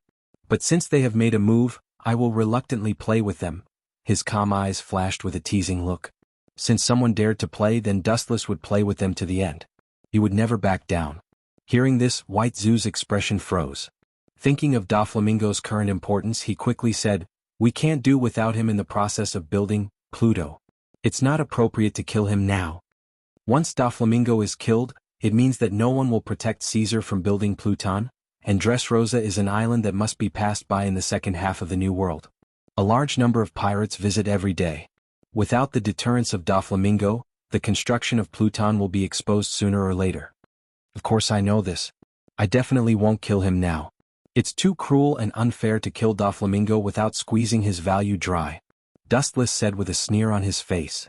However, with a playful smile on his face, Dustless said with a smile, "It's okay to send the Marines to scare them, and by the way, we can teach them a lesson." "Hancock," Dustless suddenly said. Hearing this, Hancock, who was standing behind Dustless, looked at him doubtfully. Her delicate and perfect jade face was full of puzzlement as she asked, "Young master, what are your orders?" "Go and bring me the Den Mushi that Sengoku gave me." When Hancock heard this, she thought it was an illusion and asked again, "Young master, are you sure it's the Den Mushi that Fleet Admiral Sengoku personally gave you?" Dustless rolled his eyes and said solemnly, "Of course. I thought I wouldn't need that thing, but I didn't expect it to be useful now. In that case, I will fulfill Sengoku's good intentions." White Zetsu looked at the master and servant blankly. He didn't understand what they meant. "I understand." Hancock nodded obediently and immediately disappeared into the dark corridor. Den Mushi? It looks very powerful. Is there such a Den Mushi? Seeing Hancock's back disappear, White Zetsu thought for a long time but still couldn't figure it out. Suddenly a thought flashed in his mind. He realized that the Den Mushi was needed to destroy Ini's lobby a few days ago, and he couldn't help but sweat. Dustless-sama. Does he want to use the Den Mushi to order the destruction of the Sangue sailboat? White Zetsu asked in surprise. That's one of the 7 warlords of the sea, not a cabbage on the roadside. Dustless just closed his eyes and remained silent. He neither admitted nor denied it. Ta-ta-ta. After a while there was a sound of messy footsteps and a golden Den Mushi was held in his hand, and he was careful not to press the wrong button. "I don't think there's anything wrong with it. I believe that Sengoku also wants to teach Moria a lesson," Dustless said with a deep look in his eyes. He immediately took the golden Den Mushi from Hancock, and his eyes flashed with ridicule. "It's good to let Gecko Moria have a taste of the Demon Slayer command. Anyway, it won't kill him. Consider it a lesson for dealing with Whitebeard before." After that, Dustless didn't hesitate to press the button of the golden Den Mushi. Guru. In the Marine headquarters, the silver Den Mushi used to receive the signal of the golden Den Mushi emitted a harsh sound, which attracted Vice Admiral Mole, who happened to pass by. He looked at the golden Den Mushi with a stunned face. Without waiting for Lieutenant General Mole to ask, the messenger in charge of receiving the signal reported loudly, "General Royce South has issued the demon-slaying order. The direction is the Triangular Sea of the Demons, the Triangular Sea of Terror." Chapter 824. The reason why the Straw Hat Pirates went with Brook was that Luffy thought he was too handsome. Of course, he also sympathized with Brook's rough identity, and they were attacked on the way. For various reasons, they chose to help Brook regain the lost shadow. What kind of guy would survive here? This place is simply a graveyard in disguise. Usopp, who was aware of the dead atmosphere around him, said, The large open space in front of them was filled with various tombstones. Obviously they were all dead. Some of the tombstones had decayed. Obviously the people who rested here had been dead for many years. This place doesn't seem right, Robin also said with a depressed expression. She was keenly smelling that something was wrong. She always felt that there were countless eyes looking at them, which was very strange. Ka. The sound of the ground loosening came, attracting the attention of all the members of the Straw Hat Pirates, and then they saw a monster with a centaur head coming out of it. It's a zombie. A shrill scream resounded through the sky, and Usopp and the timid Chopper fell directly to the ground. This unexpected scene made all the members of the Straw Hat Pirates petrified and stood motionless. Even Luffy's eyes were empty. But in the next second, it was replaced by a cool gold star. In the closed room there were only 4 figures. That guy is a Marine Admiral. I need chips to fight against him, at least chips that can tempt me. Gecko Moria said bluntly. It's best to be straightforward with people like Doflamingo. Of course that's not a problem. Doflamingo waved his hand and said generously. To compete with people like Dustless he must have something to impress Gecko Moria. Otherwise there would be no profit. No one would help Doflamingo deal with Dustless. I will satisfy everything you want. Doflamingo laughed boldly, looking like a nouveau riche who didn't care. He had followed Dustless to plunder the people's wealth for more than 10 years. Doflamingo had accumulated countless treasures, or rather things like devil fruits. In short, he didn't care. In order to deal with Dustless and get rid of his hateful identity as a lackey, Doflamingo chose to throw caution to the wind. Well, I hope you don't talk empty talk. And the alliance you mentioned, it shouldn't be just the 2 of us, right? Uegwang Moria asked expectantly. That's a secret for now. Doflamingo shook his head resolutely. Currently he was the only one who knew about this secret. He couldn't make an exception. Putting on an act, the fox's tail will be revealed sooner or later. Taking back his gaze, Uegwang Moria was about to change the topic. He was eager to know about Dustless's past. Naturally he could not let go of this great opportunity. The only person in the world who understood Dustless the most was probably Doflamingo. Boom boom boom. Ka. At this moment, the violent vibration made Uegwang Moria's words disappear. Then, a visible crack appeared in the closed secret room, and a cold wind blew in. Moria, you are so poor. The room used to receive VIPs is made of inferior materials. Doflamingo sneered mercilessly. Perona. Who did this? A cold, bone-chilling voice popped out from the corner of Uegwang Moria's mouth, permeating a very oppressive and fierce breath. Perona, who was drifting behind Uegwang Moria, swam uncontrollably. Under this domineering momentum, she could only linger on. I'm not too sure, Master Moria. Perona replied with cold sweat. She didn't leave Uegwang Moria's side for a second. Naturally, she didn't know what was happening outside. Give me half an hour to find out, or else. You know how I deal with things. I am fair in rewards and punishments. For those who neglect their duties, I will never let them go easily. Uegwang Moria warned with a roar. Doflamingo was surprised. Uegwang Moria's overbearing side was rare. At the same time, a strange color flashed in his eyes. This guy seems to be reprimanding this little girl, but in fact he is insinuating to me. Thinking of this, Doflamingo couldn't help but look at Uegwang Moria in a new light. He didn't expect this rude big guy to have such a wise side. Perona quickly left the sealed room and went to the source of the vibration. A faint golden light appeared in the darkness, and a handsome figure suddenly blocked in front of Perona. Girl, where did this lonely ghost come from? Stay away from me. Perona, who was in a panic, roared. At the same time, she released countless ghosts to expel the mysterious young man's back, but they were all easily avoided. Is this your ability? Interesting, but compared to the ability of the devil fruit, I care more about other things. Please tell me everything, otherwise, it will be hard for me to let you go. Dustless, who was wearing casual clothes, stood in front of Perona, looking at Perona who was floating in the air with his hands behind his back. Ripples splashed in his calm eyes. Chapter 825. The appearance of Dustless scared Perona. She usually calls herself a ghost, but now she understands what a real ghost is. There is no breath, just like a standing dead person. If it wasn't for Dustless to remind her, maybe Perona wouldn't be aware of the existence of Dustless. Who are you? Suppressing the strong uneasiness in her heart, Perona asked with a trembling voice after her soft breasts had calmed down. Her tone was still full of fear. Although she did not know the person in front of her, the invisible oppression and majesty that came out of him made Perona not dare to breathe loudly. This unprecedented oppression penetrates deep into her limbs and soul. Perona wanted to resist, but she couldn't wave her hostile hands to Dustless. This simple question seems to be quite annoying.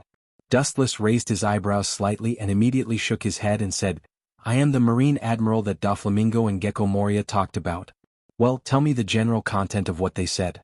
I'm really looking forward to how ridiculous the performance of these two insects will be.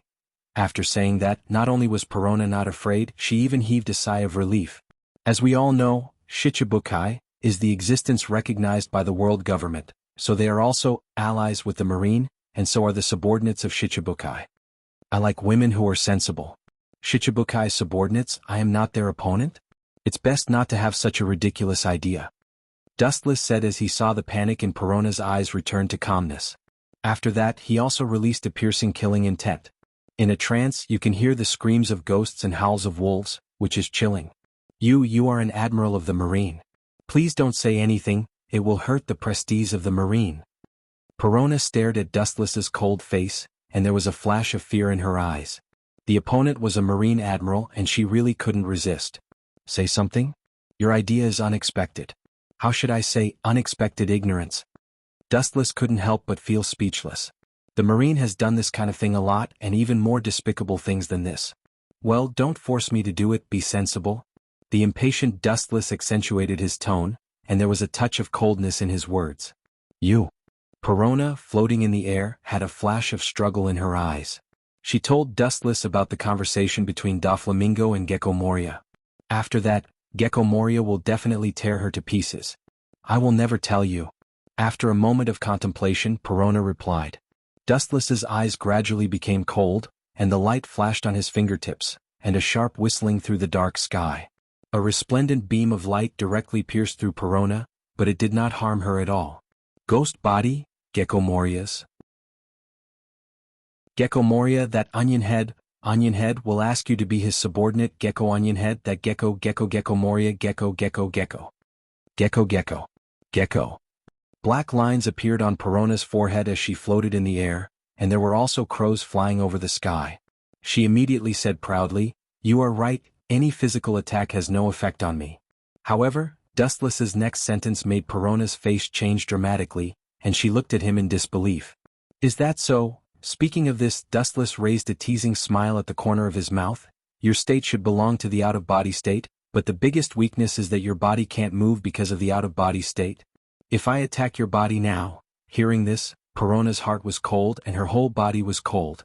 She looked at Dustless incredulously, gritted her teeth and said, You actually recognized my fruit ability at a glance? You also understood my weakness in an instant. I gave you a chance before, but you gave it up yourself. Observation hockey spread like water ripples, taking in the movements of the entire castle into his eyes. Dustless swept straight to Perona's room. Bastard, who told you to run? Come back quickly. Perona hurriedly followed in horror, trembling with fear. As Dustless said, in the out-of-body state, her body is restricted and can't move. Even a weak human being can easily kill her. What's more, this opponent is a Marine admiral. Whiz whiz whiz. Perona rushed directly through the wall to the room where her body was sleeping. Because she was a soul, she could ignore the existence of the wall and pass through the wall at will. Fortunately, I arrived in time. Seeing that there was no one in the room, Perona breathed a sigh of relief, and immediately her soul rushed straight into her body. A few seconds later, her body slowly opened her eyes. Are you awake? The first person she saw after opening her eyes was Dustless with a smile. I have been waiting for you for a long time and you finally woke up.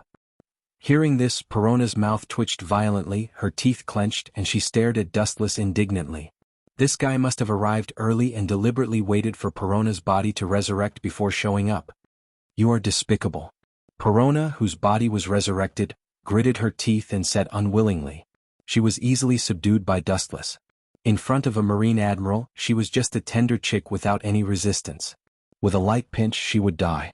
The two sides are not at the same level at all.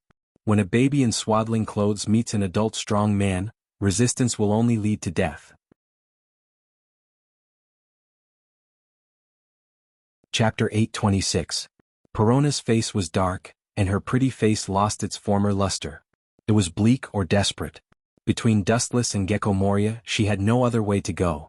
She could only choose one and offend the other. Don't kill my patience. In fact, I can directly extract your memory, but my skill is not very good, so a little mistake may turn you into an idiot. Dustless said in a half-joking, half-serious tone, full of threat. Damn it. Perona clenched her silver teeth, and her eyes kept flashing. Facing the unfathomable marine admiral in front of her, she was just a lonely boat in the vast ocean, and she may be swallowed at any time without leaving any residue. It seems that you really want to become an idiot. The cold palm of his hand touched Perona's face and immediately climbed up and fell on the top of her head. A mysterious force overflowed from Dustless's palm. Perona was numb all over, and she trembled uncontrollably as if she had gone mad. Dustless gave her much more fear and oppression than Gecko Moria. Goodbye. His sight turned into Rinnegan Sharingan, and the devouring power in his palm was even stronger. When he was about to forcibly extract Perona's memory, her slightly sobbing voice entered his ears. I agree to your condition, Perona said while gnashing her teeth and glaring at Wu Qin fiercely. Dustless's face was unchanged and there was endless coldness. Obviously, tears were useless to this hard-hearted man, and it was difficult to even affect him. But I have a condition. Perona looked at Dustless nervously and her eyes were pleading. You want to talk to me about conditions? Frowning, Dustless sneered in his heart. When he was about to refuse coldly, he saw Perona's nervous and pleading eyes. His tone couldn't help but stagnate. It seems that I still can't easily cut off the 7 emotions and 6 desires. With a sigh in his heart, Dustless's cold eyes also changed subtly. He didn't feel as indifferent as before and he finally had a little more human touch. Why don't you tell me? However, you better not have any illusions. I can change my mind at any time or even go back on my word and reject you. His indifferent face loosened, revealing a hint of warmth. His tone had a rare hint of gentleness. This? Perona's eyes flashed with hesitation as if she was hesitating whether to speak or not. In her opinion, Dustless would probably laugh at her ruthlessly and then coldly refuse her. After all, he could directly extract her memories. There was no need to talk too much and there was no need to add a burden like Perona. Then she remembered Moonlight Moria's coldness and ruthlessness, as well as his bloody means of dealing with traitors. Perona gritted her teeth and said, after betraying Moonlight Moria, he will definitely not let me go. I must follow you to be safe. After saying that, Perona lowered her head in embarrassment. Her exquisite jade-like hands tightly pinched the corner of her clothes. She didn't even have the courage to look at Dustless. That's it. After a while, Dustless looked at her in surprise and immediately asked softly, I have a maid who is responsible for daily life and a capable secretary. What do you think you can do? Perona's joyful face suddenly froze. She bit her lower lip tightly and even some blood stains flowed out. She suddenly realized that she seemed to have no other advantages except fighting.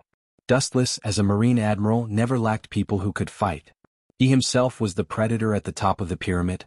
Let's do this. Lowering his voice, Dustless stared at Perona and licked the dry and cracked corners of his mouth. I still lack a maid to massage my legs and shoulders. This task will be handed over to you. How about it? These harsh words entered Perona's ears and immediately ignited her flames. A large number of ghosts floated out of her body. Just as she was about to launch an attack and kill Dustless, she suddenly realized that she was stared at by a pair of emotionless mechanical eyes. Her whole mind short-circuited, and the dancing ghosts in the air also disappeared. Looking up, it was Dustless with a cold face. Want to dominate your own destiny? Sorry, that's the qualification of the strong. And you are just the one being dominated. In the past it was Gecko Moria, but now it's me. These words made Perona speechless and immediately nodded silently. Being dominated by Gecko Moria is okay. The Marine Admiral in front of her is more reliable than Gecko Moria. Boom boom boom. At this moment the gloomy large hall suddenly trembled. Immediately, it burst apart and a large hole was dug out. After which, a few human figures rushed in through the hole. That group of useless guys, it seems that Moria soldiers have been defeated. But then again, the strength of this group of pirates is really good. They can even break through here. Perona said quite meaningfully. It was the Straw Hat Pirates who broke into the interior of the hall. This is normal. His grandfather is the Marine hero Vice Admiral Garp, and his father is the world's most ferocious criminal, Dorag. It's reasonable that Luffy is talented. Looking at the Straw Hat Pirates in the distance, Dustless immediately turned and merged into the dark space. Perona took a deep look at the back behind her. She did the same and gradually disappeared with Dustless. Since she chose to abandon the dark, there was no reason to continue to be Gecko Moria's subordinates. Chapter 827. In the dead secret room, Dustless was sitting leisurely on a stone chair, and Perona was standing behind him.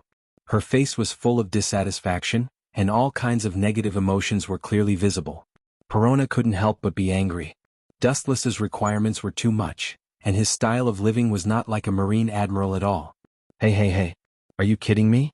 If you massage people's shoulders like this, you will be fired sooner or later. At least be a little more professional. Even if your skills are bad, you have to keep an apologetic smile on your face instead of looking like an enemy who killed your father. Aware of the strong force coming from his shoulders, Dustless couldn't help but say. Under this strong force, his body not only did not feel relaxed and happy, but it became more and more uncomfortable. I'm not going to wait. Perona angrily took away her small hands and complained. Pouting her face in anger, Perona scolded in her heart. She had never seen a person like Wu Qin who knew how to enjoy himself. The strength must be neither too heavy nor too light. It must be just right. Simply outrageous. Forget it, massage my legs. Dustless ordered with a straight face as his legs straightened. Perona heard the words and looked stiff. She heard the indifference in Dustless's tone. Even if she was unwilling, she still walked to Dustless and stretched out her soft little hand and gently hammered. Not bad. Dustless whispered and immediately closed his eyes leisurely. Time passed quickly, and after about half a month, he opened his bright eyes. What did Gecko Moria and the traitor Doflamingo talk about?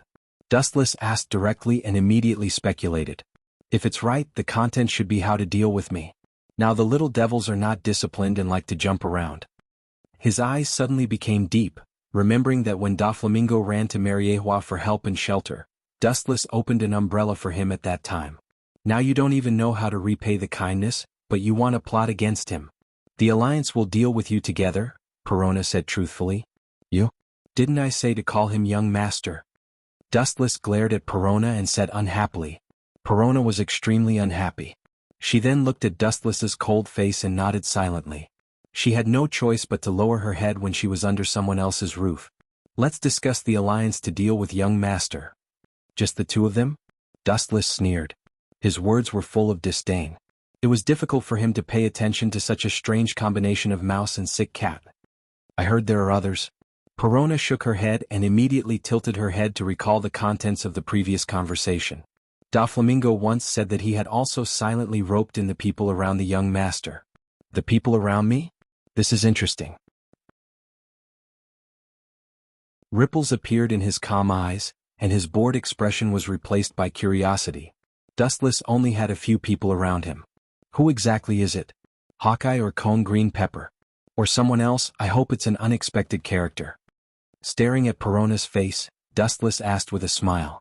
This Doflamingo has been keeping a secret.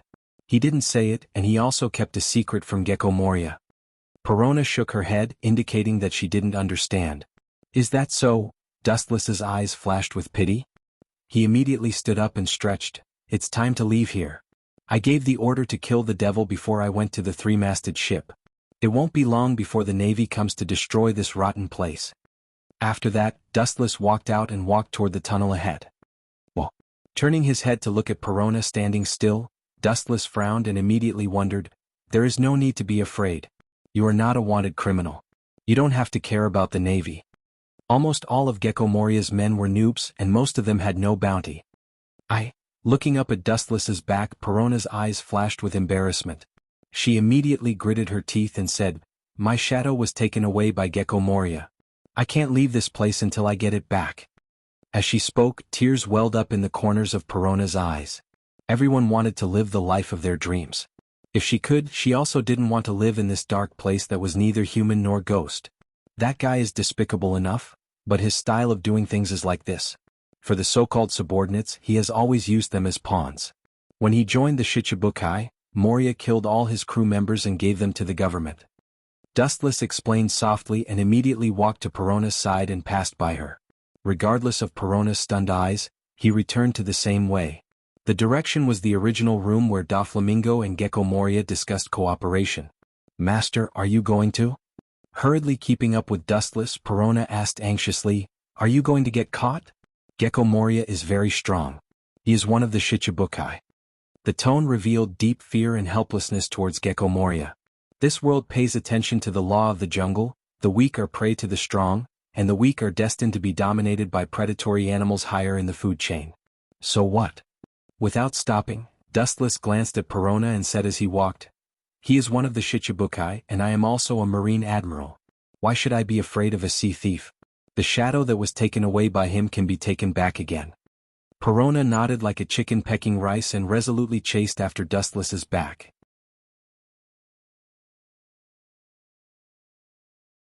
Chapter 828.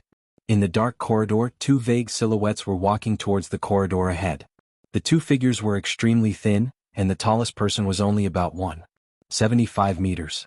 In this world where giants were flying everywhere, it was really not worth mentioning. Are you going to find trouble with Gecko Moria so casually? Catching up with Dustless, Perona asked with a strange face. Suddenly changing a boss to hit the face of the previous boss, she felt that something was wrong. She felt uncomfortable all over and she felt like a villain. To get back what belongs to you, do you have to be sneaky?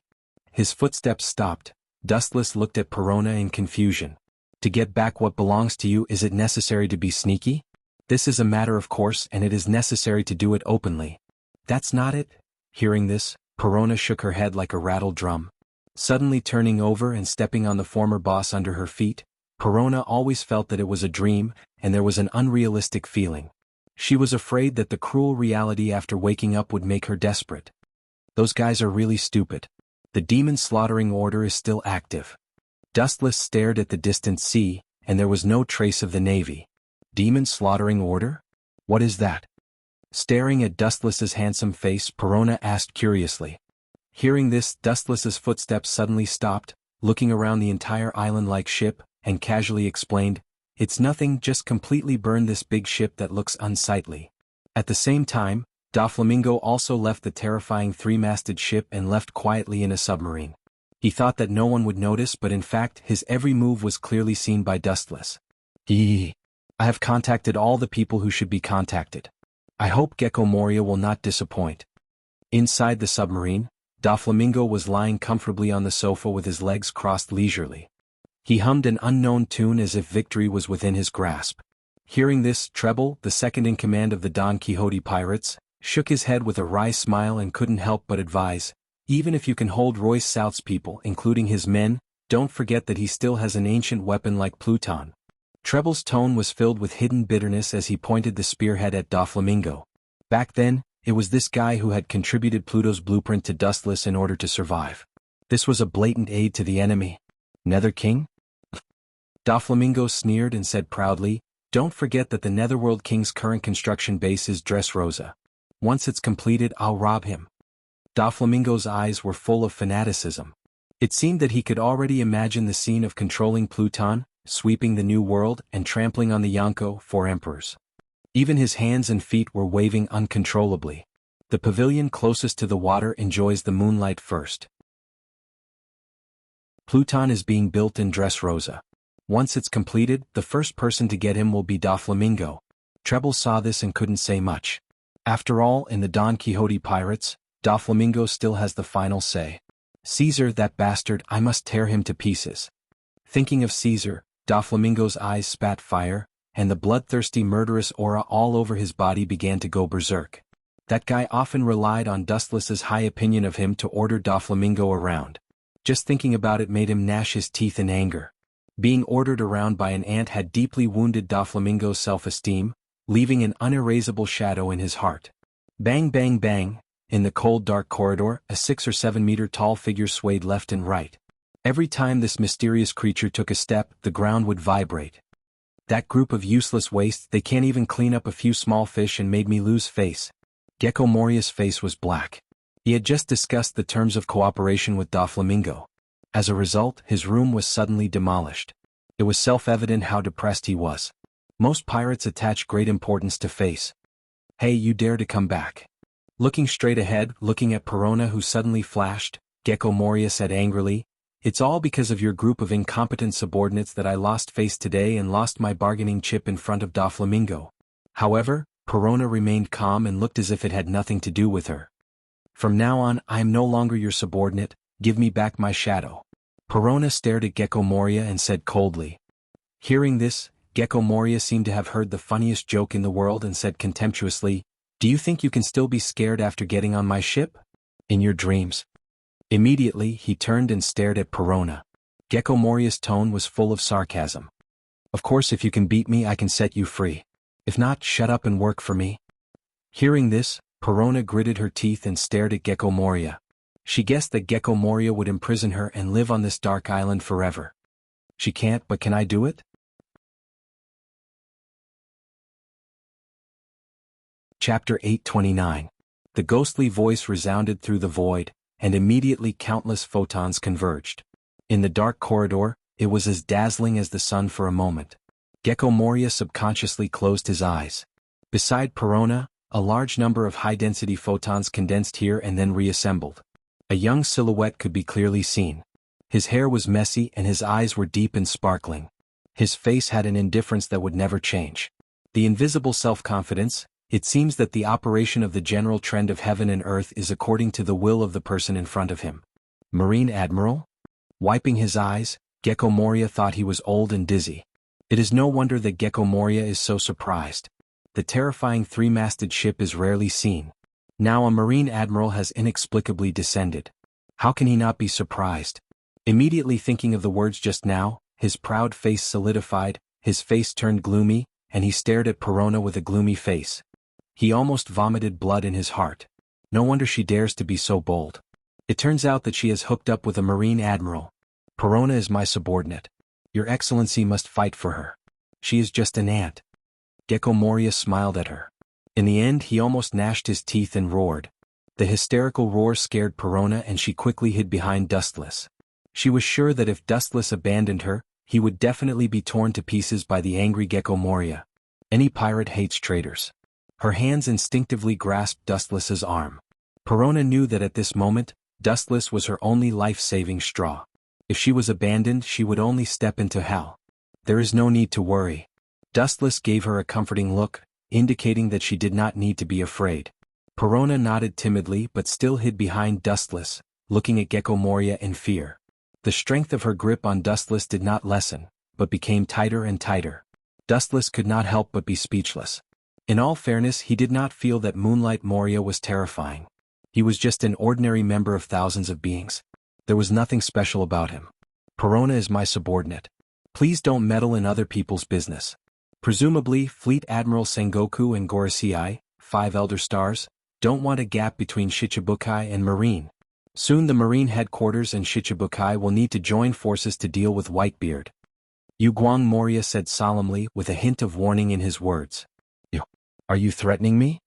Dustless narrowed his eyes into crescents. Only those who knew him well would know that the current Dustless was several times more dangerous than usual. His entire body was filled with an ominous and dangerous aura. This has nothing to do with threats. It's a fact. Guang Moria still refused to give in. Everything had a bottom line. Dustless took away his subordinate so casually. If he did not even dare to say a word, he would definitely become the laughingstock of the world in the future, and his reputation would be ruined. I thought you would use your brain to do things, but now it seems that I am naive. I overestimated your IQ. With a thick sneer on his face, Dustless taunted, "From beginning to end, you have made a mistake. To deal with Whitebeard, in fact, people of your level can't play a role at all. Sengoku painstakingly tried to win you over to deal with Whitebeard, but it's just to raise the momentum of Marine. Do you really think you can challenge Whitebeard with your level? Don't dream. Someone like Guang Moria can barely deal with the captain of the Whitebeard pirates. Fighting Whitebeard head-on is like a moth to a flame. Are you looking down on me?" Glaring at Dustless, Guang Moria clenched his fists tightly, and his eyes were about to burst out. His tone was full of killing intent. "I don't want to fight with you, but it doesn't mean that I am afraid of you. I'm not a coward like Blackbeard. Don't push your luck." Guang Moria trembled with anger. He really didn't want to fight with Dustless. Although he tried to deny it, he had to admit that this guy's strength was unfathomable. If he tried to challenge him, he might be doomed. But Dustless was too arrogant. Not to mention snatching away his subordinates for the time being, they also ridiculed him again and again. Guguang Moria could not swallow this in any case. No matter what, he used to be one of the world's famous great pirates. Now he was like a clown in front of Wu Qin. He was not presentable and could not enter the Hall of Elegance. Just in a flash the atmosphere went down sharply, full of gunpowder. As long as it was a tiny spark, it could detonate Guguang Moria's gunpowder barrel. I'm also telling a fact. What you said just now, I will return it to you, Dustless said mercilessly. Immediately, his eyes suddenly turned cold, overflowing with cold light. It seems that if I don't teach you a lesson, you won't jump out of Perona's shadow? That's good.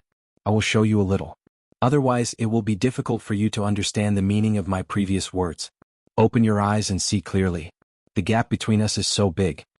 With a bright light, Dustless disappeared in an instant, flashing toward Guguang Moria. In the same place only Perona, who was unaware of it, was left. Shadow Magician.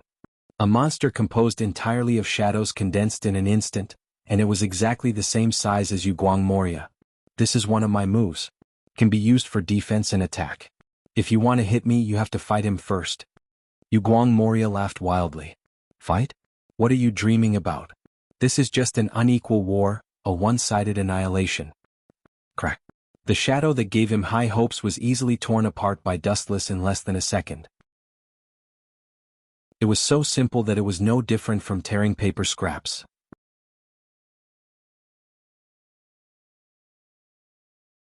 Chapter 830. Gecko Moria's eyes were dull and he couldn't believe that the shadow was torn apart and destroyed in an instant. His head was blank like a paste. It was the first time in his life that the shadow was destroyed so easily. Therefore he was in a trance. Laser. The moment the golden flash touched Gecko Moria, he barely reacted. Shadow Warrior. A shadow with the same size and appearance as Gecko Moria rose from the ground and once again blocked in front of him, resisting the attack of the light beam. Boom boom boom. Ka ka ka. The flash burst and the hot wave of fire swallowed the entire shadow. A large hole was torn in the abdomen of the 5 or 6 meters high black shadow, and it immediately collapsed, like ink splashing all over the ground. The shadow was defeated so easily? Looking at the black stains in disbelief, Moria felt that he was dreaming. This kind of thing, it would be strange if it works. As I said before, this is an unequal war. From the beginning, this is destined to be a unilateral annihilation. You have no chance of winning. The affirmative tone announced that Gecko Moria was destined to be defeated, just like God's will. Don't talk nonsense, I want to see how big the gap between Shichibukai and Admiral is. Gecko Moria argued with a red face. The shadow on the ground was strangely suspended in the air, and immediately twisted rapidly. Suddenly, it turned into countless black bats, biting toward Dustless and Perona. Scattered bats. Tens of thousands of bats flew over continuously. Their mouths were wide open, revealing sharp fangs that could easily tear a human's bones apart. Have you run out of ideas?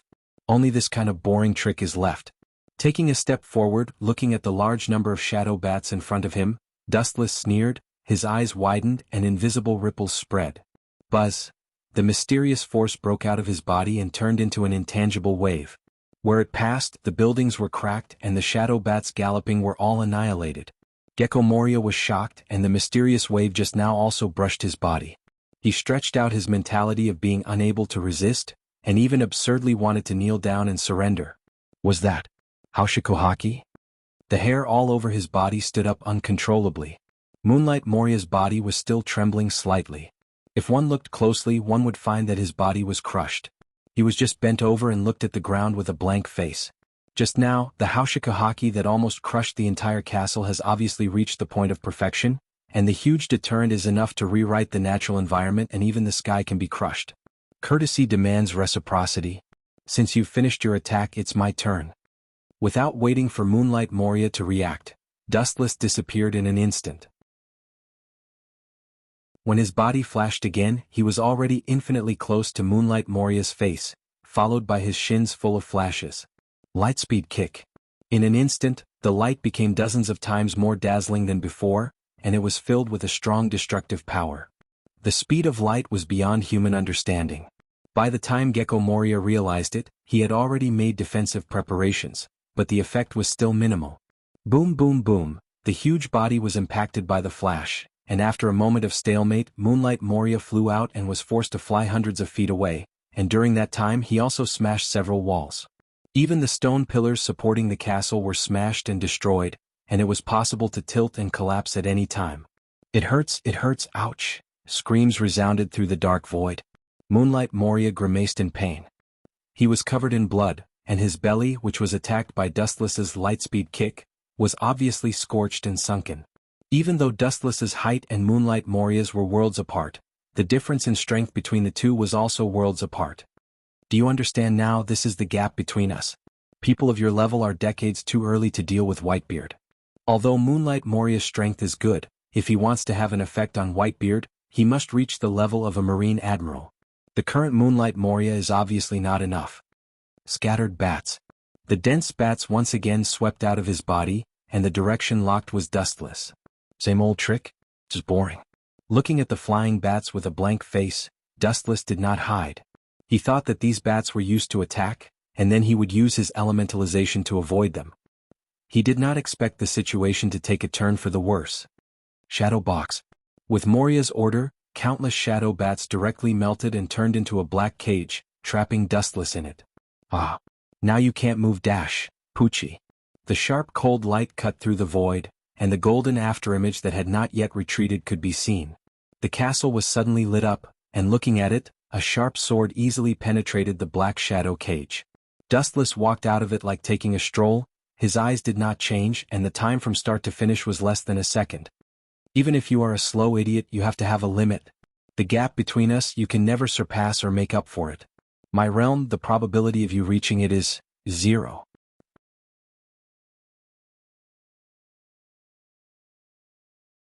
Chapter 831. Looking at Dustless's thin body, Gecko Moria raised his hands and fell to the ground again. Gecko Moria looked cold, and a sense of powerlessness rose in his heart. This powerlessness and fragility deep in his soul almost made him unable to raise his hands to resist the enemy. After a short fight, the result almost made Gecko Moria vomit blood and collapse. The two sides were not at the same level at all, and there was a dimensional gap. His face was all squeezed together, and Gecko Moria looked unwilling, locked on Perona, who was grinning, and the flame index in his heart was rising. He can admit that he lost to Dustless. Anyway, there are many pirates caught by him in the New World, and it is normal to lose to a Marine Admiral. In the world, I am afraid that only the legendary Xianxia, for emperors, has this ability. Don't be proud. Glaring gloomily at Perona, Gecko Moria's low tone was crazy, and you can hear the meaning of a fight. Moria, don't ask for trouble, hand over Perona's shadow. Sweeping the struggle in Gecko Moria's eyes, Dustless sighed and shook his head. If you really make me angry, it's not as simple as skin trauma. Gecko Moria was bruised all over, but it was still skin trauma, and it didn't hurt his ribs or internal organs. As a member of the 7 warlords of the sea, Dustless still chose to take special care of him. If it was any other pirate, they might have died long ago. Then should I thank you for not killing me? Hearing this, Gecko Moria's eyes were burning, and he immediately gnashed his teeth and screamed. Of course. Dustless said with his eyes as calm as water. If he really wanted to kill Gecko Moria, this guy would have died long ago. With a change of topic, Wu Chen's tone was obviously cold. However, this special care also has a time limit.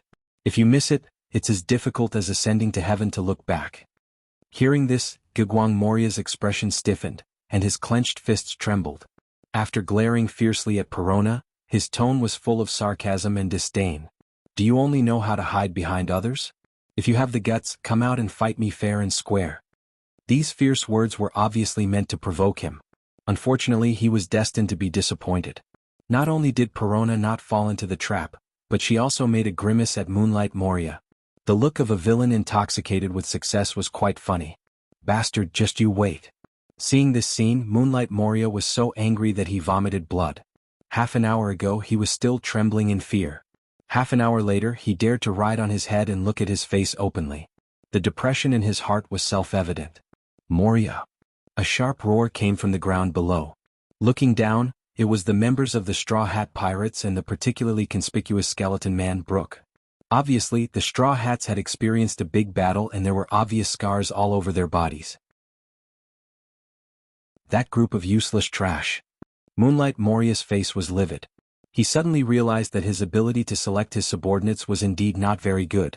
Except for the traitor, it looked like the other members had all been trampled by the straw hats. It's a little early for you to come here for the time being. It's more appropriate to go back a little.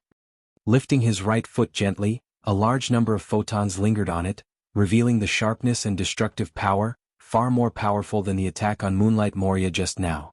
Even because of the excessive shine, it was as dazzling as the sun. The scorching and dazzling flash could burn human eyes at a glance. Lightspeed kick. The flash poured down, leaving an afterimage in the void, and went straight to the Straw Hat pirates on the ground. The unexpected flash was extremely fast and hit the ground almost instantly. A huge flame slowly rose into the air. Boom, boom, boom. The harsh roar resounded throughout the terrifying three-masted ship, and the fire in the night was particularly bright, giving clear guidance to the marines in the distance because of the devil-slaying order. A large deep pit appeared on the scorched ground, and everyone in the Straw Hat Pirates was deeply trapped in it. Their bodies were severely burned, and everyone's consciousness was temporarily fainted. Only Zoro, Sanji and Luffy were fine. Their willpower was extremely strong, and they barely supported their bodies to stand up. They couldn't help but raise their heads sadly. Just now, they didn't even see who the enemy was and they were attacked by this terrifying attack. I'm asking you for the last time, hand over Perona's shadow, don't make me repeat this sentence, or next time your head will be moved, Moria. With a murderous tone he was obviously not joking. Moonlight Moria's face twitched. In his life this day seemed to be the most tragic day. His subordinates betrayed him and his ship was attacked by a group of fleas. Except for Perona, his subordinates were completely wiped out, and he was attacked by the Straw Hat Pirates one after another. And now he was being threatened by this Marine Admiral. You are ruthless. Moonlight Moria finally chose to let go of Perona's shadow. The only end for him to go against Dustless is death. He can only bury this unforgettable hatred deep in his heart. When he meets Doflamingo in the future, this blood feud will be repaid with interest, and it will be impossible for him to forget it. A black shadow swept out of Moonlight Moria's body and went straight to Perona.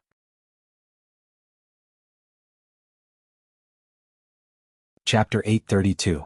The black shadow drilled into Perona's body, and the shadow that had disappeared for many years reappeared. Perona waved her arms excitedly like a little girl. It's just an ant. Why do you not hesitate to fight against Shichibukai? It's not good for you as a marine. Gecko Moria asked in a low voice. Anyone would think twice about offending Shichibukai for a worthless little girl. It's simple. It seemed that Gecko Moria didn't understand such a simple question. Dustless showed a helpless expression. No way, keeping promises is my biggest shortcoming. Let's go. Immediately, regardless of Guang Moria's astonished eyes, Dustless leisurely turned around and simply ignored his existence and left. Perona nodded gently and secretly looked at Gecko Moria, who was angry but didn't dare to speak. Her heart was violently shocked, like a stormy sea that could never be calm. Following Gecko Moria for many years, Perona witnessed Gecko Moria's coldness. He was an existence that killed people without blinking. Others in front of him were like insects trembling. Now Gecko Moria was the opposite. In front of Dustless, his identity was changed and he became a weak insect. You think you can escape from Lousie's claws? You will look good in the future. Looking at Wu Chen's back, even though he was close at hand in Moonlight Moria's eyes, he was too far away to catch up. It won't be long before you look good. Gecko Moria roared ferociously from the bottom of his heart. His whole body erupted with astonishing hostility, as terrifying as a ghost. At first he hesitated whether to cooperate with Doflamingo to deal with Dustless, but now it seems imperative. That kind of character, if you want to surpass him with your own efforts, you can do it in your dreams. Gecko Moria muttered and remembered what Doflamingo said at the time. At that time he thought it was a joke, but now it seems that it is true. The cooperation with a hesitant attitude has now become affirmation. As a pirate, you can either become the king of 10,000, or be suppressed forever, unable to raise your head. Apart from these two roads there is no other way to go. Why don't you kill him? Perona held the pink parasol and stared at Wu Chen, who was calm and composed. She asked puzzledly. With those people taking care of it, we don't need to worry. Dustless pointed at the straw hats and left. Them? Perona's face was full of doubts. Although the group of people's fighting power and willpower were amazing, they were barely able to deal with Shichibukai, and they were even setting themselves on fire. Pure combat power doesn't mean anything. What's more, several of them together are not much worse than Emolia. Dustless was too lazy to talk nonsense. No matter what the reason was, it was an indisputable fact that the Straw Hats had crushed Moonlight Moria. At the same time, about an hour later, a huge figure also quietly boarded the terrifying three-masted ship, thinking that no one would notice it. This person's height was no less than Moonlight Moria's. The only difference was that Moonlight Moria was dressed as a bat, while the mysterious visitor was dressed as a bear. Since it's the son of Dolag, even if he can't defeat Moonlight Moria, he should be able to hold on for a while. The mysterious man exhaled a cold breath and his voice was as cold and emotionless as a machine. With the faint light and shadow, the huge shadow emerged. With the title of Tyrant, and one of the Shichibukai, Bartholomew Kuma. Yo Kuma. The sudden voice came into his ear. Kuma's mechanical face was stunned and he immediately turned around. Zio. This is Moria's territory, what are you doing here? Don't talk to me in this commanding tone. My legs are on my body and it's my freedom to go wherever I want, but you? His sharp eyes could penetrate people's minds. Dustless said with a smile, I want to hear your reason for coming to the three-masted ship. Hearing this, Kuma looked stiff and immediately said, I am Shichibukai. It is my duty to help the government catch pirates. The world is going downhill. I haven't seen you for many years and you are so good at lying. Help the government catch pirates? This kind of funny joke is useless to deceive a 3-year-old child. Looking directly at Kuma's eyes under his glasses, Dustless said Kuma's purpose. You want to say to catch the Straw Hat pirates? I think it's the opposite. After hearing that I landed on the three-masted ship, you couldn't wait to come here. You were afraid that I would kill all the Straw Hat pirates, so you found time to help them escape. This is just your baseless speculation. Kuma said with a blank face. His voice was no different from steel and always remained indifferent. Although most of his body was transformed, he still maintained his consciousness. Glancing at Kuma, Dustless couldn't help but feel funny. Luffy was the son of Dolag and the people in the world who knew it were probably less than 5. As a unique transmigrator, Dustless was clear about it. Therefore, Kuma said that he was going to catch the Straw Hat pirates, but he was actually looking for a chance to let them escape.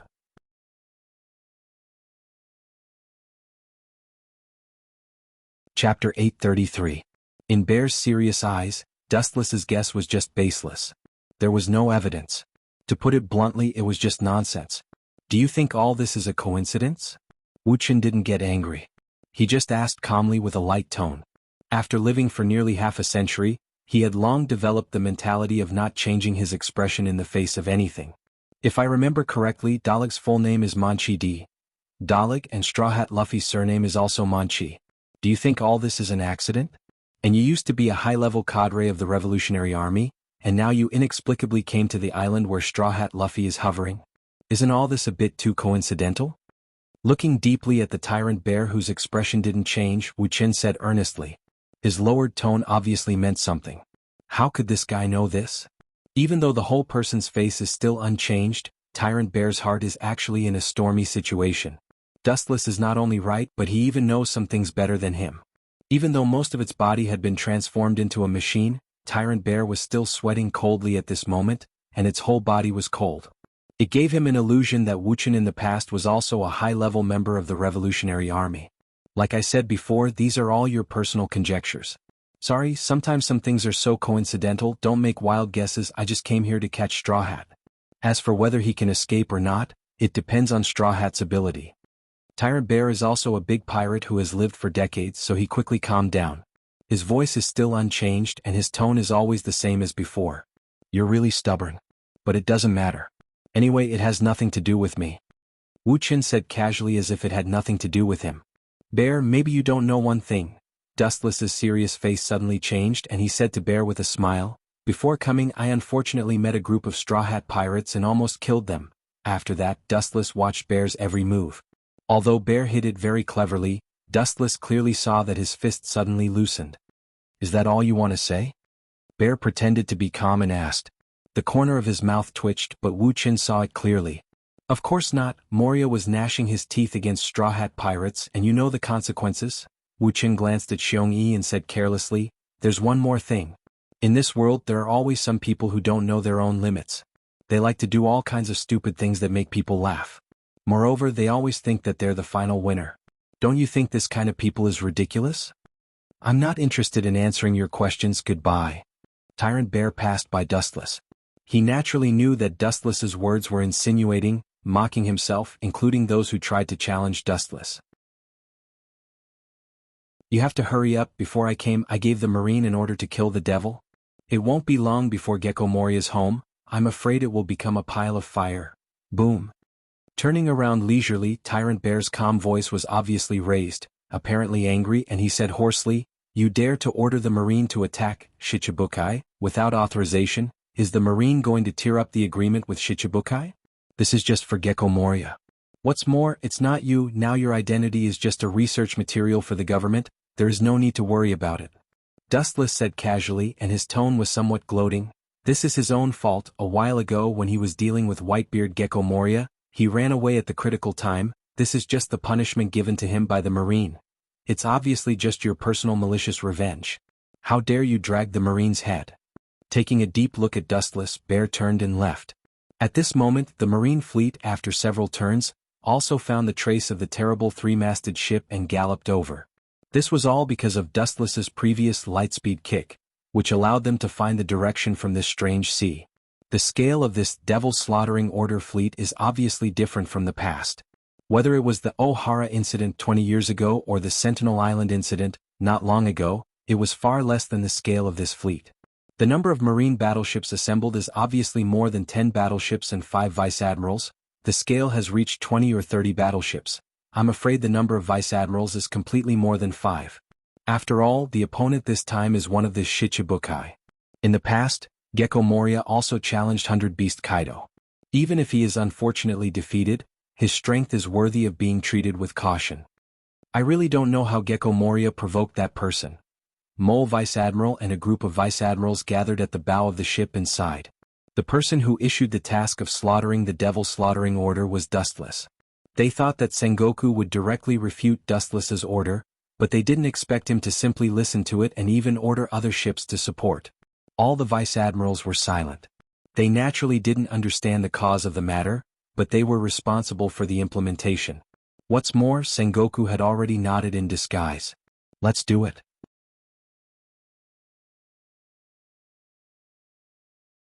Chapter 834. After Dustless disappeared, the awakened Straw Hat Pirates immediately fought with Gecko Moria. Luffy, who reported the love index, vowed to take back the shadow for Brook and he would not break his promise. After a lot of hard work, the entire pirate group was almost crippled, and they defeated Gecko Moria. Only Zoro and Sanji barely kept their consciousness in the entire pirate group, and everyone else almost fainted. Of course, Robin was pretending to be asleep.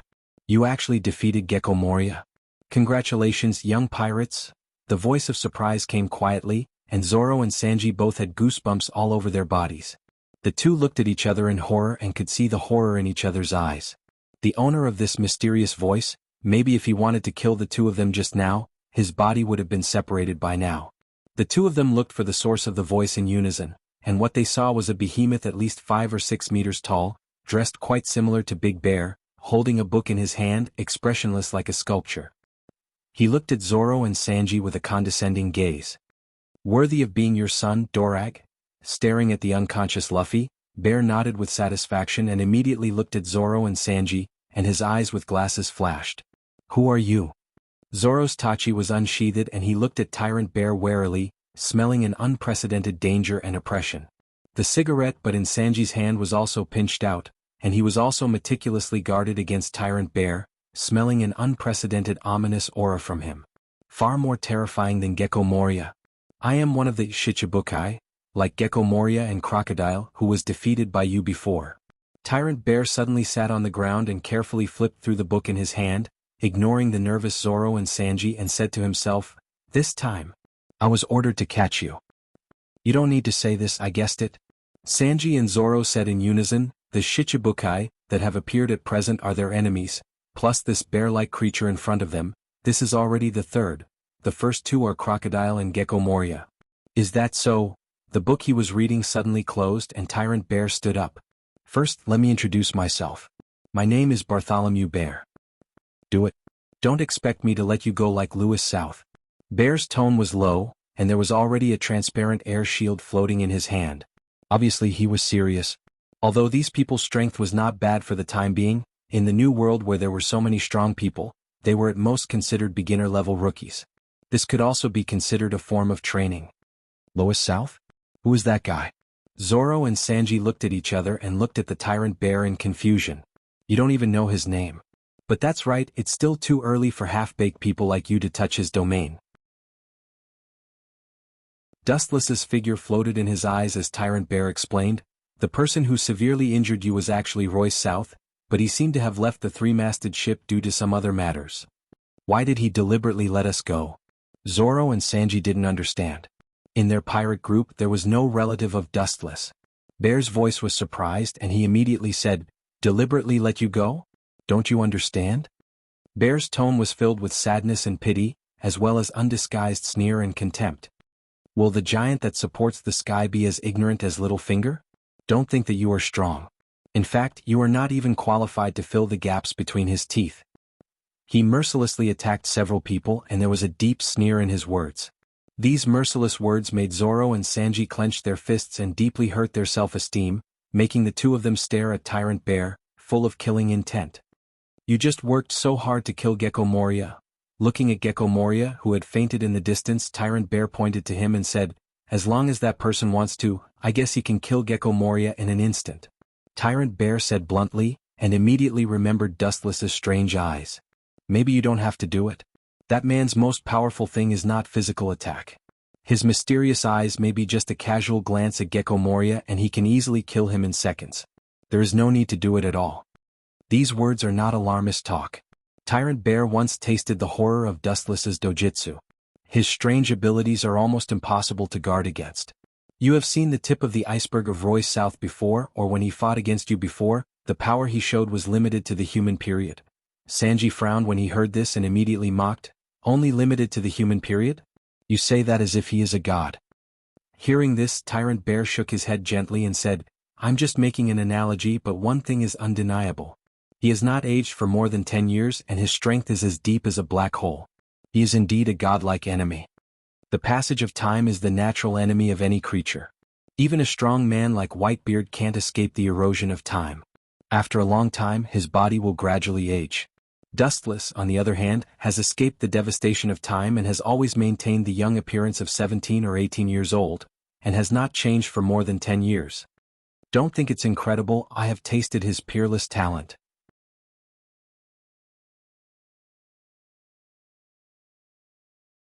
Chapter 835. The old-fashioned face loosened and Tyrant Bear sighed without a trace, slightly disappointed. This group of young pirates may be good, but their knowledge is shallow. The end of the ocean is infinite, and there are countless strong people in the new world. There are many admiral-level strong people, and there are even many exaggerated top-level strong people, enough to be on par with the Yonko, 4 emperors. Marine Admiral is just the rank of Royce South's position. It doesn't represent his full strength. No one has seen him fight with all his strength. His strength is still a mystery. Tyrant Bear explained, vaguely filled with sadness. It was fine when he didn't think about it, but after comparing their strength with Dustless, that little sense of hope was instantly gone. He has deep doubts about this. Luffy and Royce South don't look like people of the same level. Bang bang bang. At the same time, the long-awaited Marine Demon Slayer order finally arrived. The sound of cannons resounded through the sky, and even the sky was blasted open. The sky above was covered with rain, and soft sunshine was revealed. After so many years, this is the first time I've experienced the sun, Brook said absent-mindedly. His shadow was taken away from him, and the sun was an unreachable dream for him. The dense sound of cannons engulfed the entire giant ship, setting off a flash of fire.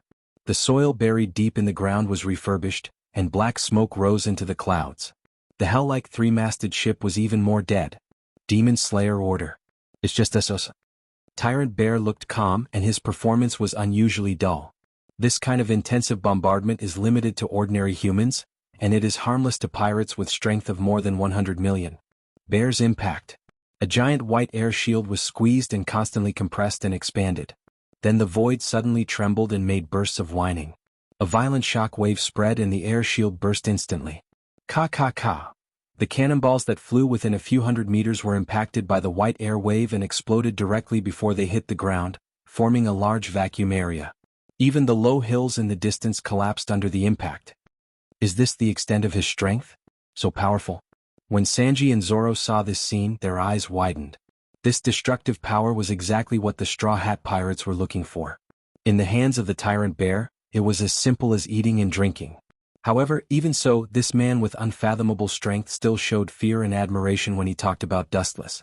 Unlike the Straw Hats who knew nothing, Tyrant Bear knew that Dustless was an extreme existence. The only people who could be on par with him were the 5 people from the world government. 10 days later, at the Sabaody archipelago. It had been about 10 years since he last came here. Dustless strolled along a small path with an elegant environment. Behind him, Perona floated in the air like a fairy. Both of them held a bounty list and newspapers in their hands. Bang! A dull noise entered his ears. Dustless was slightly stunned and immediately looked up. It turned out that Perona, who was engrossed in reading the newspaper, didn't notice that she hit the treetops. I regret it now.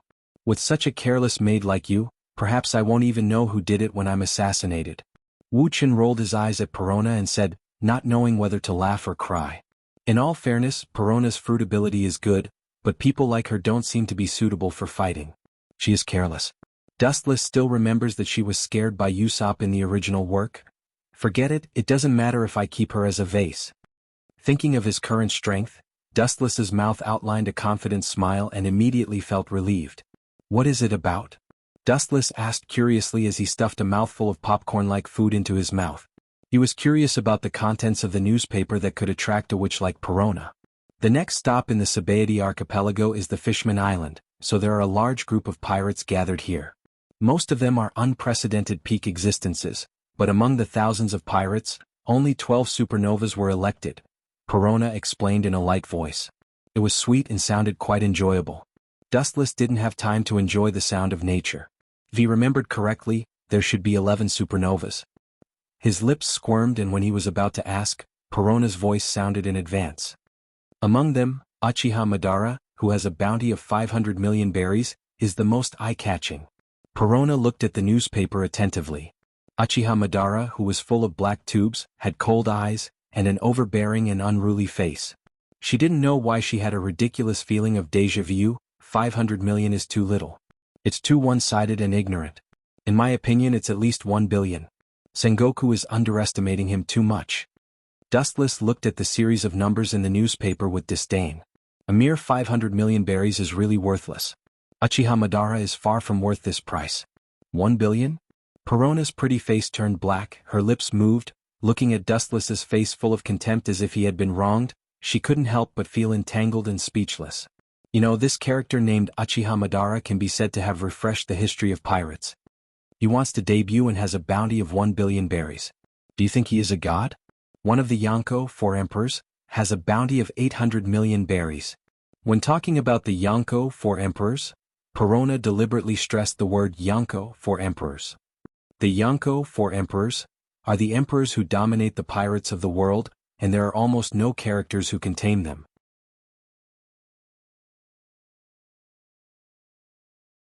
Chapter 836.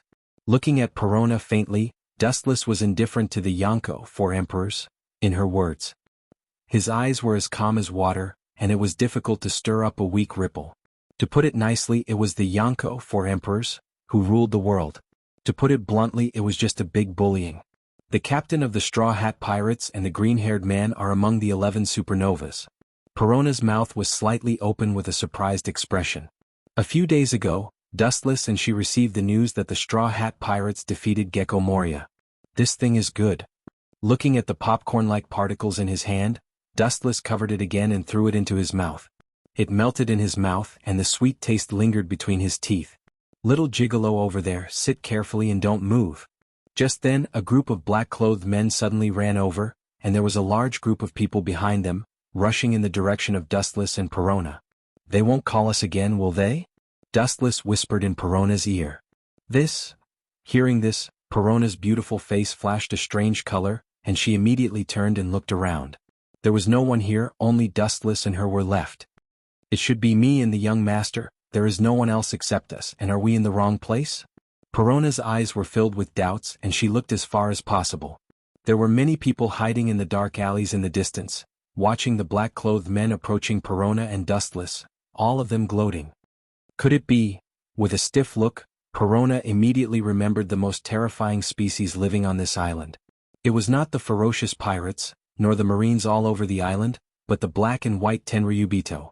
Whether it is marines or pirates, they will be silent in front of Tenryubito. Young master, let's leave this place as soon as possible. Pulling Dustless's clothes, Perona whispered with nervousness and fear. Run.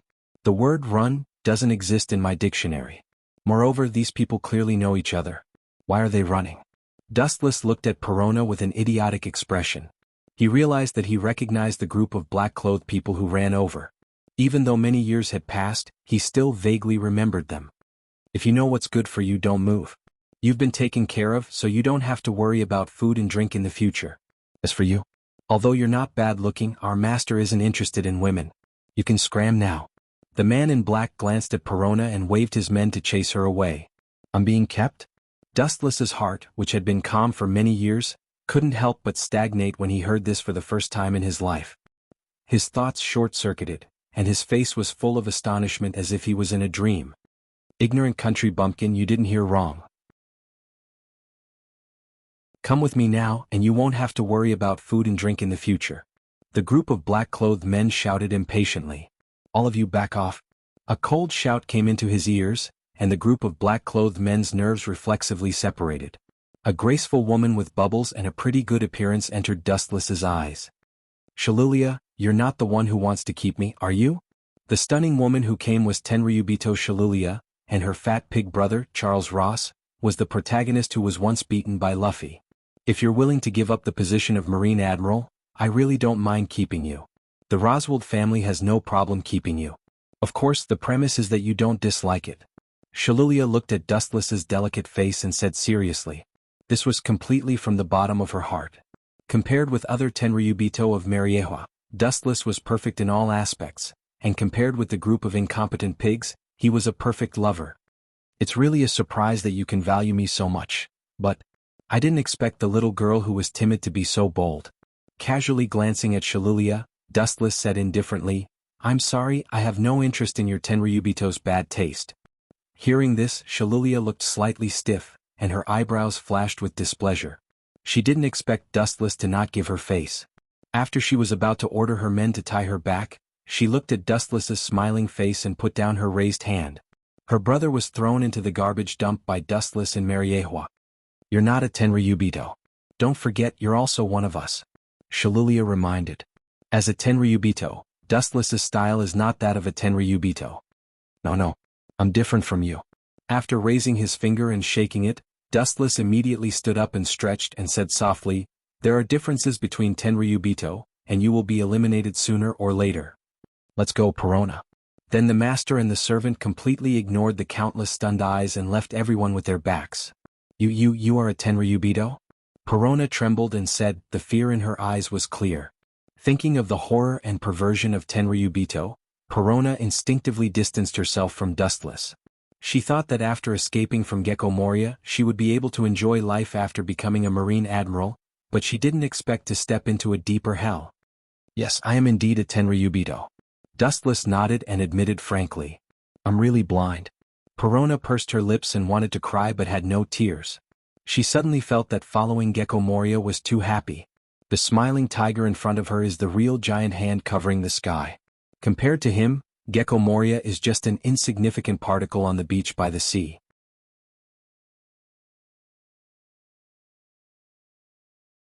Chapter 837. Carulia Palace.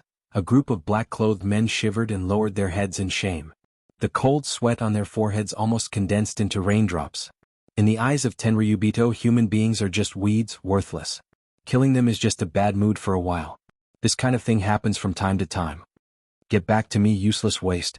Shalulia's bright and jade-like face was distorted, and she loudly reprimanded the black-clothed man who did not do his job well, and immediately left in a huff, leaving the pirates hiding in the dark alley. They all looked like they had seen a ghost. So far, this seems to be the first person who can anger Tenryubito and calmly talk and laugh and leave safely. Am I dazzled?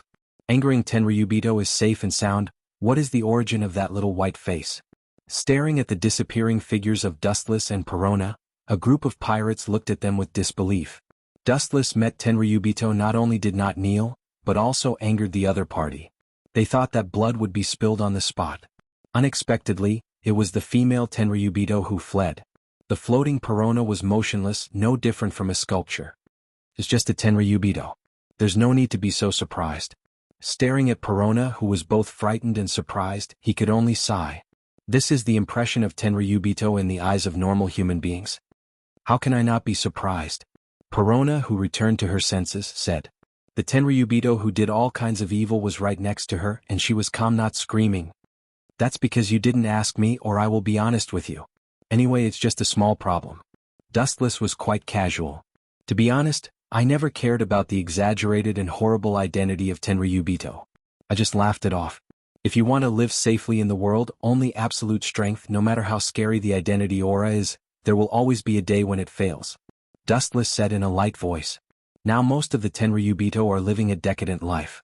It seems that they have forgotten the attack on Mariachi by Tiger of the Fishman clan more than 10 years ago. In a chaotic world where ambitious and ruthless people were born, the only one who could rely on was himself. It's easy for you to talk. Do you know how many people envy the celestial dragons? Perona rolled her eyes when she heard this. Those humans who hated the sky dragon were actually jealous in disguise. That status was not inferior to that of a god, and it was something that everyone yearned for even in their dreams. You will never understand the feeling of being lonely at the top. Glancing at Perona, Dustless crossed his arms in front of his chest and stared at the chaotic crowd in the distance. He walked over and could hear the screams of fighting and the sound of flesh being cut apart. Are you blind? How dare you offend our captain? Eating your food here is the result of your ancestors burning incense for 18 generations. The ferocious pirate grabbed the young man dressed as a chef. His expression was as ferocious as a ghost. The chef's forehead was stained with blood, and there was an obvious wound the size of a middle finger. The captain he was talking about was a big guy with a scar on the left side of his face. Really, although I'm not interested in catching marines, but, a lazy and helpless voice came and there was a bright light. However, as a marine admiral, even if it's just a temporary idler, you're hurting people in front of me. You don't give me face. Hey hey hey! The golden beam was fleeting, leaving only an afterimage in the sky, and immediately rushed straight to the captain with a scar on the left side of his face. Poochie, in the position of his heart, a scorched hole suddenly appeared and was easily penetrated, and he could see the people on the other side with a dull expression on their faces. The big guy who was killed in an instant tried to turn his head and looked at Dustless. When he closed his eyes in despair, he recognized the identity of Dustless. Marine Admiral. When did you come? He was unwilling to die. He was inexplicably killed by a Marine Admiral. He felt wronged, especially in the Sabaody archipelago. He had never heard of an admiral's whereabouts. This guy is a Marine Admiral. Damn, why didn't the Admiral even make a move? Why did he appear in the Sabaody archipelago for no reason? Idiot, you don't understand this. This year's supernova is known as the Evil Era, in the history of One Piece. In addition to the monster named Uchiha Madara who has a bounty of 500 million berries, there are 11 other pirates with a bounty of more than 100 million berries. It's normal for the Marine to plan to kill them in the Sabaody archipelago. It's difficult to find them in the second half of the New World. With the appearance of Dustless, the gathered pirates immediately fled desperately, and they could hear each other screaming. The top existence of an admiral is not something they can touch. It's just a face-to-face encounter, and they may be easily killed. A mouse that bullies the weak and fears the strong. Looking at the fleeing pirates, Dustless shook his head and was about to leave when a gunshot fell, followed by a dark bullet whistling. Pirates want to be famous in the world. The fastest way is to defeat famous people. As an admiral, Dustless is naturally the prey of some pirates who want to be famous. You're tuning in to the Sword Dance in the Vast Sky YouTube channel. Don't forget to subscribe and join us on this journey to catch the most captivating stories.